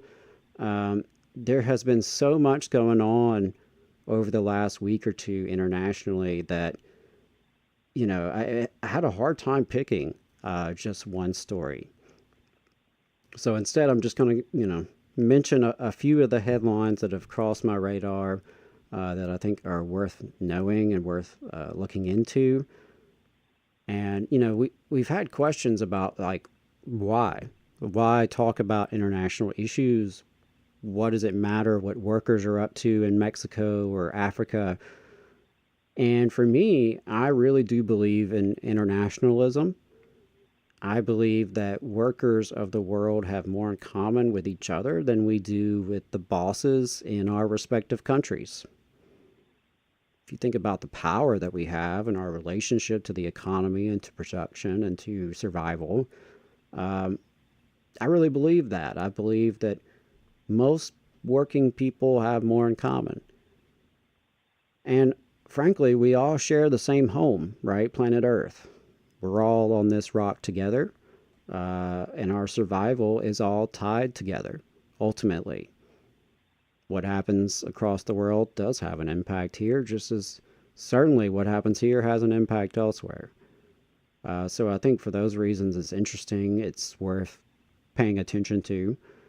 And also think that we as working people can learn from what's happening and what other people are doing. How do other people struggle for their rights? What wins are, workers winning elsewhere? What defeats are workers experiencing elsewhere, right? What could we anticipate here? What's working, what's not working? All those things are relevant, I think. And so, I think it is important, even though we are focused on the American South. We are obviously an Alabama talk show. Alabama's our home, our bread and butter. But it is worth paying attention to what workers of the world are doing. So the first story was that the Labor Network for a Ceasefire actually hosted some Palestinian trade unionists this past week for a webinar. And the Labor for a Ceasefire Network is a coalition of labor unions. Many unions have joined this network at this point. So I wanted to put that out there. The webinar has been recorded. So if you were interested, you can find that.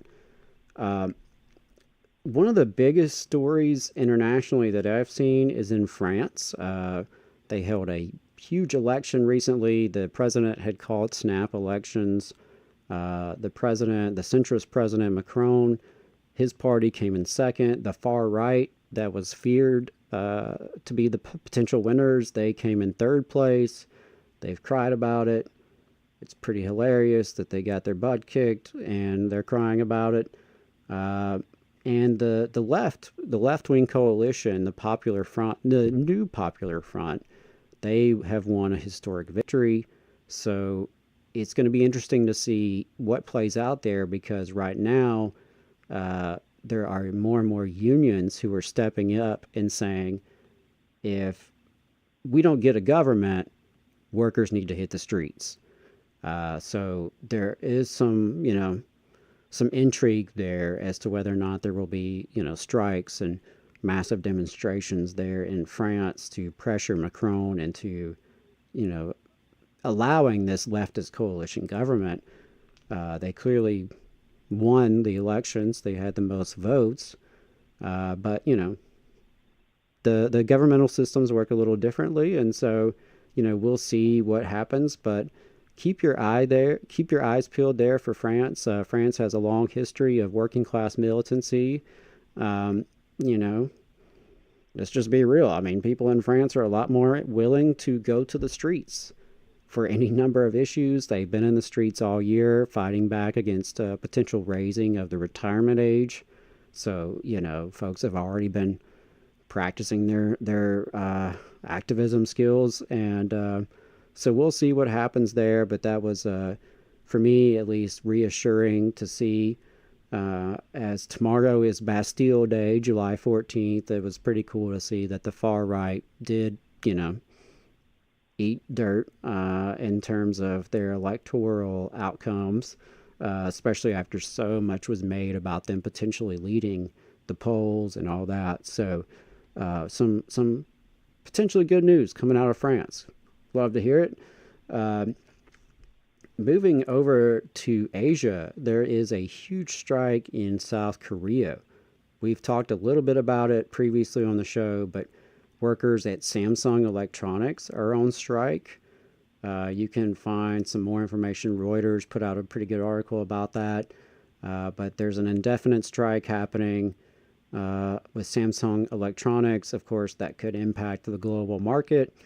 And it's interesting, I can't help but think about some of the South Korean companies that exist here in Alabama and how anti-union they are.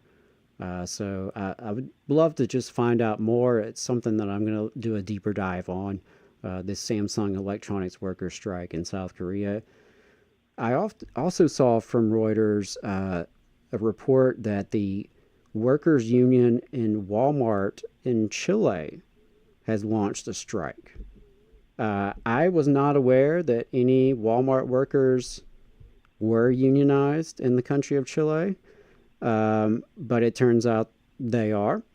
And the negotiations have been breaking down, and so it's a report that about 75 supermarkets are going to be closed because of the strike. Another 82 will operate partially, and we'll see. We don't know how long the strike's going to last, but it involves over 14,000 workers. And I wanted to lift that up because, as we know, Walmart has fought super, super hard to keep unions out here in the United States, and I can only imagine everywhere else. So sending our solidarity to those workers down in Chile. And moving over to Africa, there has been a lot of strike activity in Nigeria, which is such a huge country and a populous country. And it's my understanding that the unions there are meeting with the president in a push for a new minimum wage. So we'll see if there's any progress there and if that will kind of calm things down. But, lots of activities happening with working people across the globe. Unions are seeming to fight back in a lot of places. Unions are really playing a pivotal role in elections and in politics more broadly. So just a few international stories wanted to throw your way. And on that note of places that are a little bit different from Alabama, I was in Oregon recently. I visited Portland, Oregon for the LRAN conference, the Labor Research Action Network conference. Really fascinating conference, good stuff, good people. Learned a lot, enjoyed the workshops and some of the guest speakers. It was really fascinating for me that, an Alabama boy, Mississippi boy, lifelong Southerner, to go out to the West Coast. It's as far west as I've ever been. I visited Denver once for the NEARA, actually, that we were talking about earlier. But besides that, I'd never been out west, and so it was cool to go visit Oregon and see just how different things are. It felt like I was in another country. I was pretty blown away by public transportation. Not something I'm familiar with here in the South. Don't see a lot of public transportation, so that was interesting. Of course, saw advertisements for marijuana. Also, we don't have legal marijuana here in Alabama or anywhere else in the South, or at least in the deep South. So that was definitely different. I was talking to the Uber driver, and she's pregnant, and she was talking about how she was going to benefit from paid parental leave that they have in Oregon. It's pretty new, is my understanding, but that was very interesting. She also, so she was talking about how she's going to benefit from paid parental leave that they have in the state. But she couldn't believe that they still arrested people for marijuana here in Alabama. And so that was just interesting to have that conversation with someone, local, and how they couldn't quite put their head around some of the things that we experience here in Alabama and how different it is. And there was a news story that I've come across that to me highlights that a lot. And from all places, it's from an outlet called Marijuana Moment, not our typical source of news here on the Valley Labor Report. But the headline is, Major Unions Submit Signatures for Ballot Initiative to Require Oregon Marijuana Businesses to Have Labor Peace Agreements. So I got to break that down for a second, because that's like not legal in Alabama on about 2 or 3 different levels. We don't have ballot initiatives in the state of Alabama. You can't collect signatures to get something on the ballot. We don't have a referendum process. So that's just not something we would even be familiar with. Of course, we don't have legalized marijuana. We have legalized medical marijuana as of a year or 2 ago, but it has yet to actually come to fruition. It's been tangled up in court battles. It's also very restrictive, is my recollection of the legislation that passed. And so, Alabama is still locking up people, particularly black and brown poor people, for marijuana, while states like Oregon, it's treated just like liquor or, beer or anything like that. You show an ID, you purchase it, and they collect tax revenue, right? And that's really interesting, that dichotomy of how different it is, and just in the same country, right? In the very same country. So back to this story from Marijuana Moment.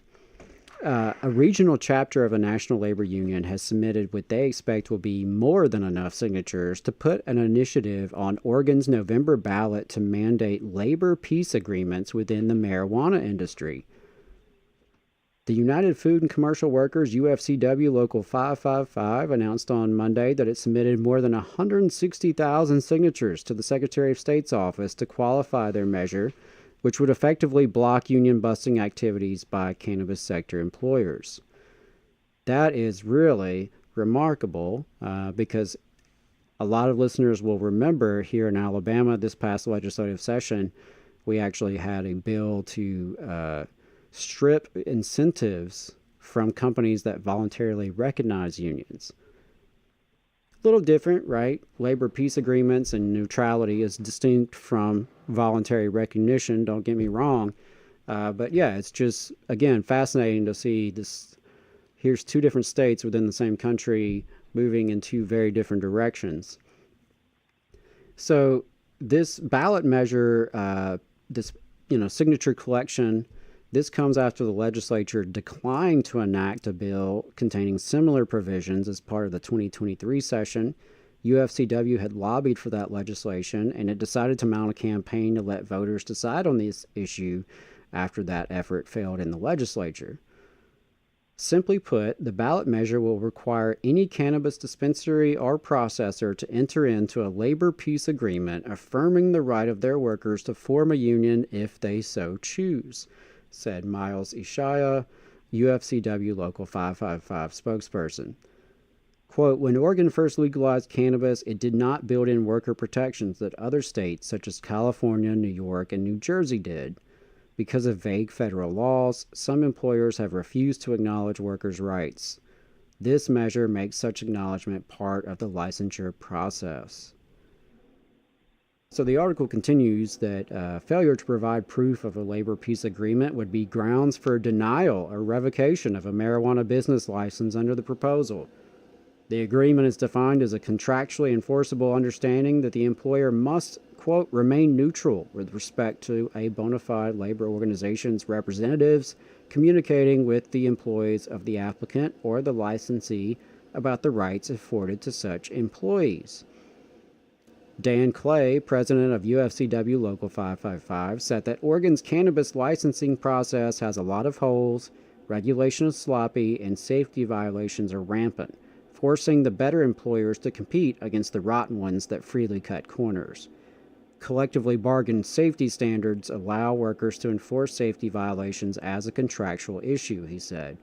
In addition to improving workers' rights, this measure will help to bring Oregon's cannabis industry out of the dark, further legitimizing it. Sandy Humphrey, Union Secretary-Treasurer, said marijuana workers in Oregon currently, quote, lack the protections to speak out about safety and product standards. We've heard the same stories from cannabis workers across the state. Toxic chemicals, unchecked pests, and fire hazards plague the Oregon cannabis industry, Humphrey said. Employers are cutting corners at every step at the cost of workers and consumers. When workers try to speak out about safety concerns or products that don't meet state regulations, they're met with intimidation because they lack the protections other workers have. The reality is, when you buy weed in Oregon, you don't know if it meets basic consumer standards, and you don't know whose life was put in danger to make it. Oregon officials will have until August 5th to verify whether or not the union collected enough valid petitions for the initiative to make the ballot. At least 120,413 valid signatures are required for qualification. So the local union had pressed for legislators to enact this bill last year, and it was effectively killed by a top House Democrat, and the union announced that it would be leading a recall effort to oust him. So that'll be fun to watch.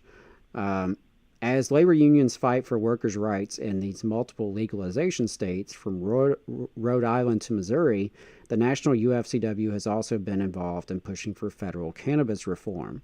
And of course, the Teamsters are another big union entering this cannabis organizing space as well, and we've seen them speak out on federal legislation. Specifically, UFCW has advocated for the urgent passage of a congressional bill to protect banks that work with state legal marijuana businesses from being penalized by federal regulators, casting it as a public safety imperative in light of a surge of robberies targeting the cash-intensive industry. So, wanted to bring that story out of the Northwest, out of Oregon. To someone here in Alabama, it's mind-blowing. It's mind-blowing that you have legalized marijuana. It's mind-blowing that you have a referendum process where literally you can go collect signatures to get something on the ballot for the voters to choose. And it's, pretty mind-blowing to see a push for labor peace agreements. So like I said, that's a little different from us on about 2-3 different levels, but it's a really fascinating story. And shout out to UFCW 555 for their advocacy here. It doesn't matter what industry you're in, you need protections, you need safety, you need a voice, and so you need a union. So it's good to see unions like UFCW and the Teamsters organizing in the cannabis industry, as it spreads from state to state. Any new industry means new employers. That means new employees who can be exploited or oppressed. And it's important that we have each other's back there. It'll be fun to watch this election and see if the voters are with the union on this. I think they're clearly making a case that it's good not just for the workers impacted, but for consumers and the broader public as well. And it would be, fantastic to see. So sending our support there. And we're going to wrap things up today by talking a little bit about the elections. you know, it's on everyone's mind, 2024. It's all anyone's talking about, it seems. And unions were big in the news cycle this past week in the terms of Biden-Trump election. So I wanted to just kind of mention some of the reporting that's been going on out there. I'm also curious to know what listeners think and what you feel about this election, what you think unions should be doing about this election, any of that kind of thing. So just a reminder, you can call in. We'll take your call. Let me get that number. It's 844-899-TVLR, 844-899-8857. I know there was some interesting conversation about the title and thumbnail of the episode today because Flailing campaign apparently is a little bit of a controversial take. Personally, it seems more like a fair observation at this point. I saw one comment that said that, Biden was up in all the polls right now. Not sure what polls those are that they've seen. That's certainly not what I'm hearing, not what I'm seeing. Last I can tell, it looks like there's an overwhelming amount of media coverage casting doubts on Joe Biden's ability to continue this election, and certainly his ability to win the election. Again, whether you like Joe Biden or don't like Joe Biden, whether you plan to vote for him or not, I think it's a fair observation that his campaign ain't going so hot right now. Just my thoughts. So I did want to mention, that there were a couple press releases this week from unions reaffirming their commitment to President Biden and Vice President Harris, I noticed. That's interesting. The language was sure to mention both. But President Biden visited the union headquarters of many unions in D.C. this past week, is my understanding. I know that he certainly visited the AFL-CIO Executive Council. Of course, the AFL-CIO is the largest labor federation in the country, represents about 12 million members. Not every union's a member, but most unions are. And so that's typically the biggest voice when it comes to union politics. And they announced that the leadership unanimously reaffirmed their commitment to reelecting President Biden and Vice President Harris. So that's interesting. As Joe Biden is having a really tough week, it seems like the unions or at least some of the union leadership is, throwing him some support. CWA put out a very similar statement. And there was a lot of reporting on, these visits this week. The AP put out one. Biden looks to union leaders for support as he seeks to reassure worried Democrats. And another one from the Washington Post. Why are Democrats sticking with Biden? Asked the unions. All right. So those articles were coming out this week. There was a lot of discussion. There were, quotes from various union officials, presidents of some of these unions, who were definitely sticking with Joe Biden. There was some curious conversation, though, in a Business Insider article that was dropped this week as well. Said one of Biden's most faithful allies appears ready to break. And in this article, they alluded to maybe some concerns and questions that came up among some of these union leaders during these visits this week, that maybe it wasn't quite so rosy. In fact, they specifically pointed to UAW President Shawn Fain and AFA-CWA President Sarah Nelson as expressing some concerns about the Biden campaign's ability to win in November. So you've had that going on. Also in the background is the Teamster leader, Sean O'Brien. Teamsters President Sean O'Brien has been I think it's fair to say he's been flirting with Republicans. he has asked to speak at both the Republican and Democratic national conventions, and he will be speaking at the Republican National Convention. He has had some, some conversations with Donald Trump, and there seems to be some real division happening within the Teamsters about all this. Now, Teamsters leadership is very adamant that this is all part of the process, that this has been a democratic and transparent endorsement process, that they're just basically feeling everybody out and engaging with whoever, whenever they can. But, there's some concerns have bubbled up from folks within the Teamsters, including even officers within the Teamsters, about this, about, if nothing else, the perceptions of what's going on here, of what appears like, these flirtations with Trump.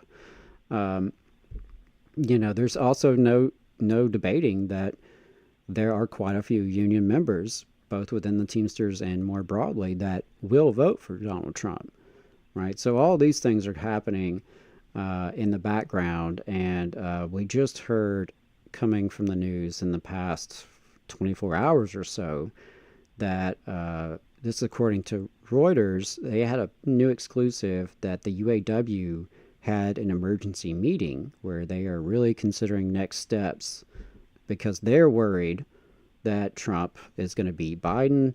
They're worried Biden about his capacity to carry out this campaign.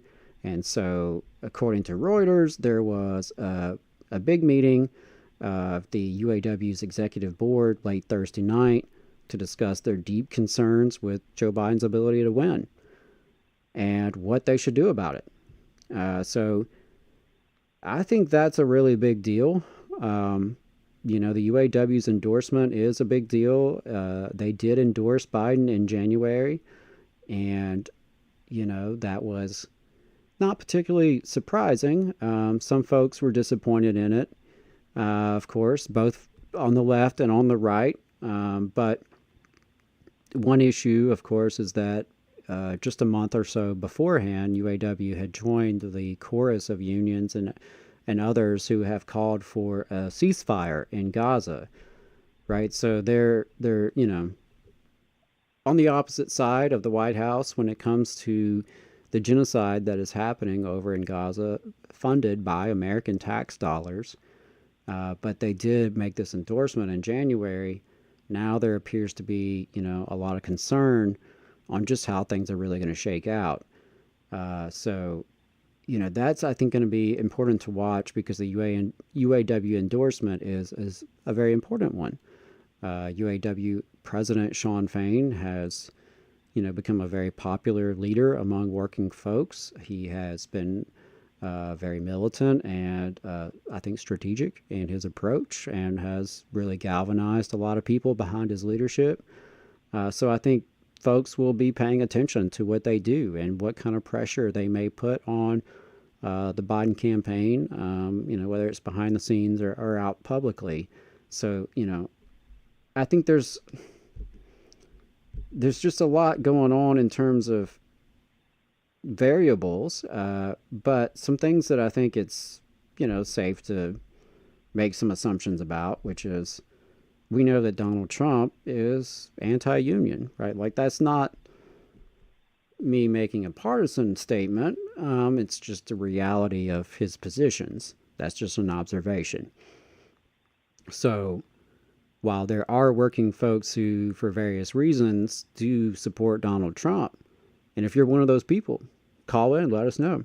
Curious to know. Leave us a comment. So there are working people who vote for Trump, but there are union members who vote for Trump, but Trump, is not pro-union. I mean, that's just a matter of facts. So most of the unions have made this strategic decision that keeping Trump out is important to, if nothing else, keeping things from getting worse, right, for working people. There's a lot of reasons to believe that a second Trump presidency would be disastrous for unions. Right now, unions are benefiting from a National Labor Relations Board that is actually doing its job. And that is just one of many things that, could very easily change with a Trump victory. Something else that I think we can fairly observe is that Biden's path to victory is smaller and smaller and smaller by the day, right? Again, someone mentioned earlier in the comments that they thought Biden was up in all the polls, and I just don't see that. I just don't see that. It doesn't look good. And when, the conversation around your candidacy is at this point almost entirely about your competency and your ability to continue, you've already kind of lost the narrative, right? And maybe there's a way to get that back. I don't know. But that's just a reality. It's not looking good, right? So like if your goal is to win, if that's your goal, is to win and to keep Trump out of office, folks have to be thinking carefully about how can they best actually do that. Now, something else that I've seen comments about is that Joe Biden is the most pro-union president ever, or of your lifetime. It depends on the day, the quote. And there's no debating that President Biden has made some pretty pro-union decisions. Like, that's also a fair observation. I think it's not a secret how I feel about President Biden, but I have to give credit where credit is due in terms of, massive investments in federal spending, in terms of infrastructure, clean energy, registered apprenticeships, the NLRB actually, doing its job. There are some things we can point to say, we've made some progress, right? Concrete things. But does that really matter if you're not able to win?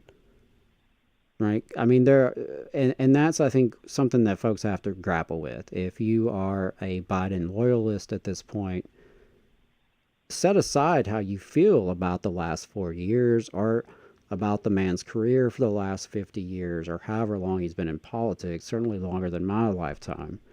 You have to be realistic about, can you win? And so that's, I think, the point that a lot of people are at right now.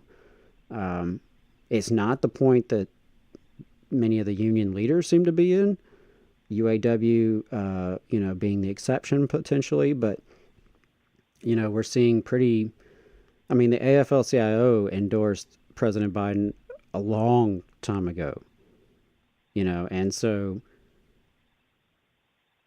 I have to wonder what kind of conversations have ever happened behind the scenes, but publicly all we know is a very cheerleading endorsement quite some time ago, and even to this week sticking with him, and it has to be wondered, can that really work? I think it's the issue of Palestine, I think, is something that, can't be discredited or taken out of this conversation because, labor unions, by and large, labor union members are with the public about this. And people want to see this war end. People want to see an end to this genocide that is funded and fueled by America and American tax dollars. We are all paying for this. It's what, 35,000, 40,000 dead at this point? And that's on Biden's hands. And so, I think that's a tough position to be in as a union when you're calling for a ceasefire while at the same time endorsing, the person resisting a ceasefire. I'm not saying what they should do or shouldn't do or what's good or bad. I'm just saying it's a very tough position to be in. So what I'm not sure about is, like the AFL-CIO approach and just kind of the general, cowing down to Biden, especially at this stage. I'm not sure what it's accomplishing. because it looks like there's just a few options left. Biden remains as nominee, and if all the data is accurate, he will lose. And so, I mean, do you want to go down as like some of the only folks like vigorously defending, a failing candidacy? I don't know. If the union leadership were to step out more forcefully, would it force a change in whether or not he decides to continue? I don't know. But right now, what we see is, mostly union leadership is sticking by him and not putting any pressure that we can see on, the future of the campaign, or frankly on Gaza. So, the second option is that Biden steps aside. And, if he does step aside, how does that play out with our membership? And how does that play out also with the next Democratic nominee, right? Because if we're riding with Biden to the very end, and then he does step down, where does that leave us with the new nominee? I don't know. And obviously the last course could be that he stays in and he actually wins. And, in that scenario, I guess what the unions are doing makes sense if that actually works. So, like Hamilton Nolan said, unless your real no BS judgment is that Biden will win, this is not wise. So I think I would recommend folks check out the work of Hamilton and some of the writing he's been doing about this. Right now, I find it hard to believe that folks sincerely believe sticking with Joe Biden is the best way to win in November. I think people will let loyalty get in the way sometimes. I think people will let things get in the way of making future-based decisions, right? They will let the past get in the way of the future. And so I personally am concerned as a union activist and a union member that the endorsement process for so many unions is not particularly democratic. Hell, the elections of our own officers in many unions is not particularly democratic, right? And so that's a problem. That's a disconnect when it comes to political engagement. If I, as a member, don't really have much say-so in how this process plays out, right? And then I think that limits the effectiveness of the endorsement. If the average member perceives that these endorsements are just happening in some back room somewhere with, the big dogs behind closed doors figuring this out, what stake do we have in it? So, it's interesting. It's going to be wild to see how this plays out. Again, I recognize, we have listeners who, are pro-Trump, who are pro-Biden, and who are pro neither of those. We have listeners from across the spectrum. And, always down to hear what folks have to say about it, what you think unions should be doing. I personally think unions have a unique role and could show real leadership and could push forward a working class politics. Because what bothers me, I think, the most about all of this is, whether it's Joe Biden or Kamala Harris or, some mystery DNC candidate, whoever the Democrats run, we know roughly what we're going to get. We also know certainly what we're getting out of Trump, right? So we have on the one side a deteriorating status quo, a status quo that is getting worse and declining, 5 decades of neoliberalism, preserving that status quo. or the alternative that Trump is promising, which is to make things just even worse, even quicker, right, for most people on any given issue, from human rights to the climate to certainly labor and the workplace. So, it's a tough position that I think the American people are in. I think it's a tough position that unions are in. My instinct is that more democracy is better. So the more democratic unions can be in their own operations, including how they endorse candidates, I think that's for the best of everyone involved. And we'll see. We'll see how it plays out. I'm excited to have my comrade Jacob on the show next week and us kind of riff on this a little bit more and talk about it a little deeper. I'm excited to read more from Hamilton and some other folks who are putting out a lot of good information there. But again, I do recommend that Reuters exclusive about UAW considering next steps on worries Trump could beat Biden.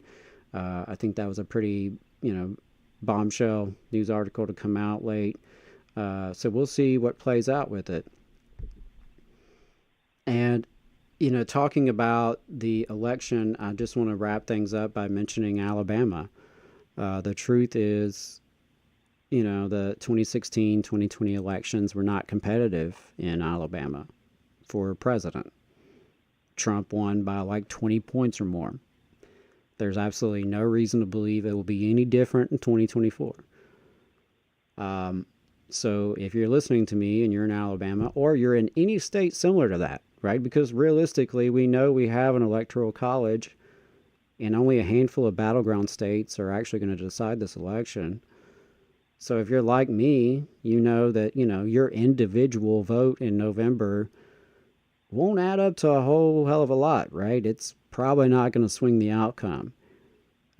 So for me, the most important thing is to not give in to despair and to not lose hope and faith in the power of solidarity to overcome the power and potential of collective organizing, collective action, of interracial people power, because we have to build a working class movement, a mass movement, the likes of which we haven't seen in decades.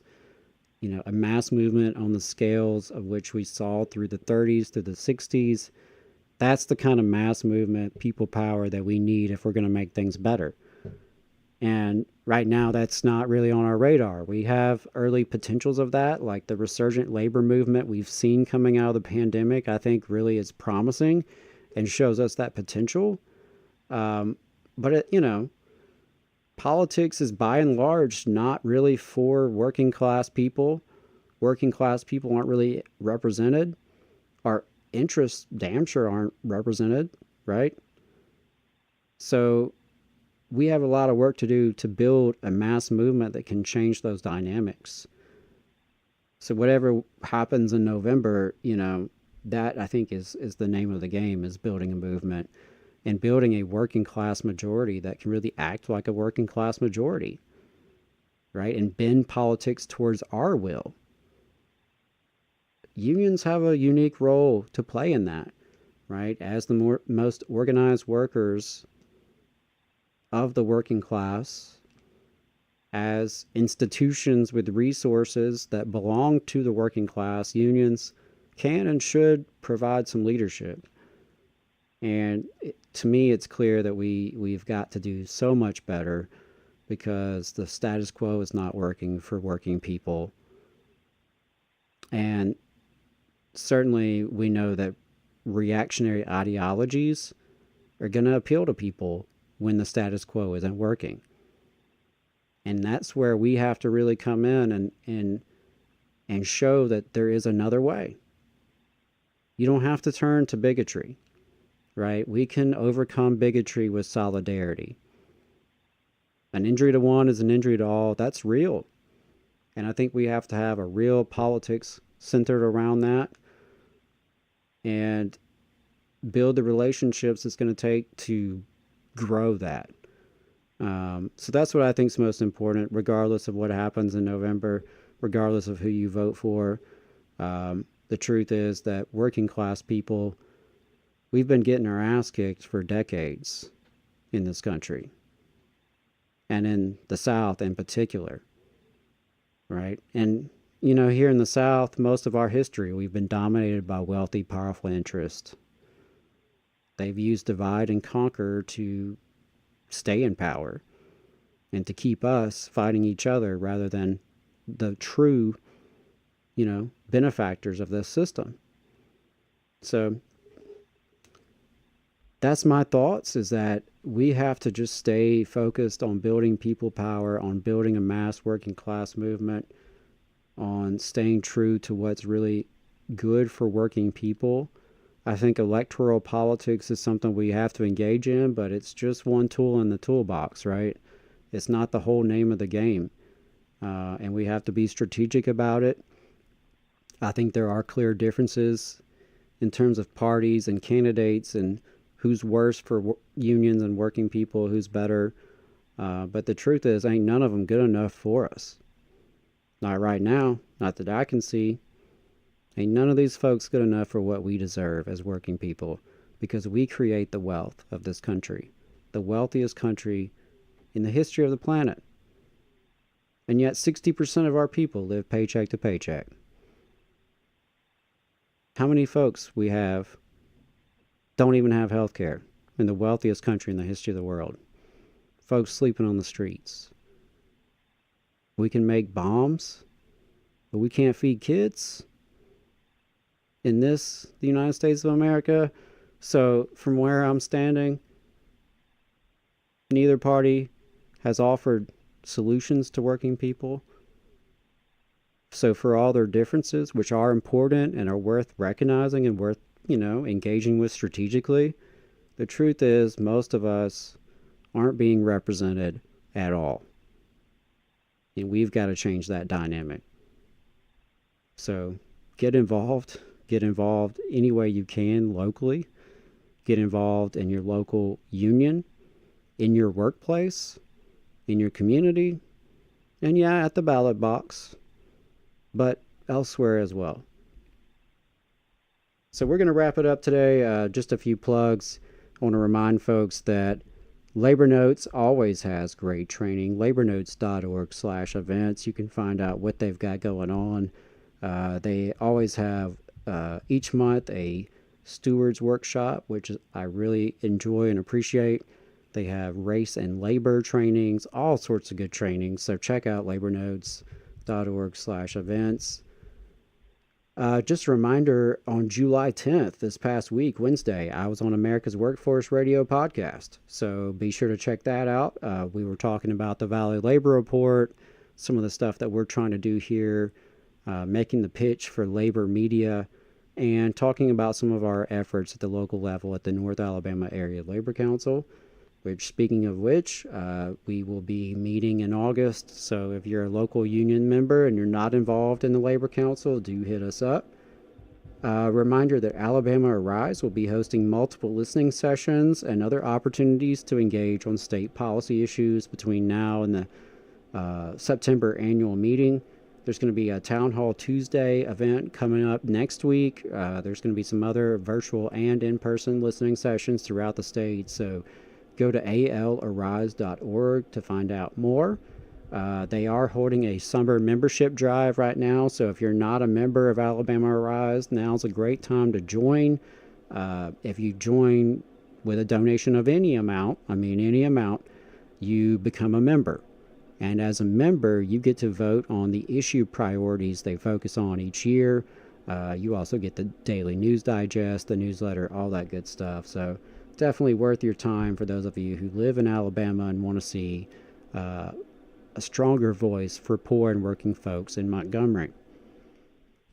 If you're not on our email list already at tvlr.fm, definitely sign up for that. Stay up to date at the Valley Labor Report.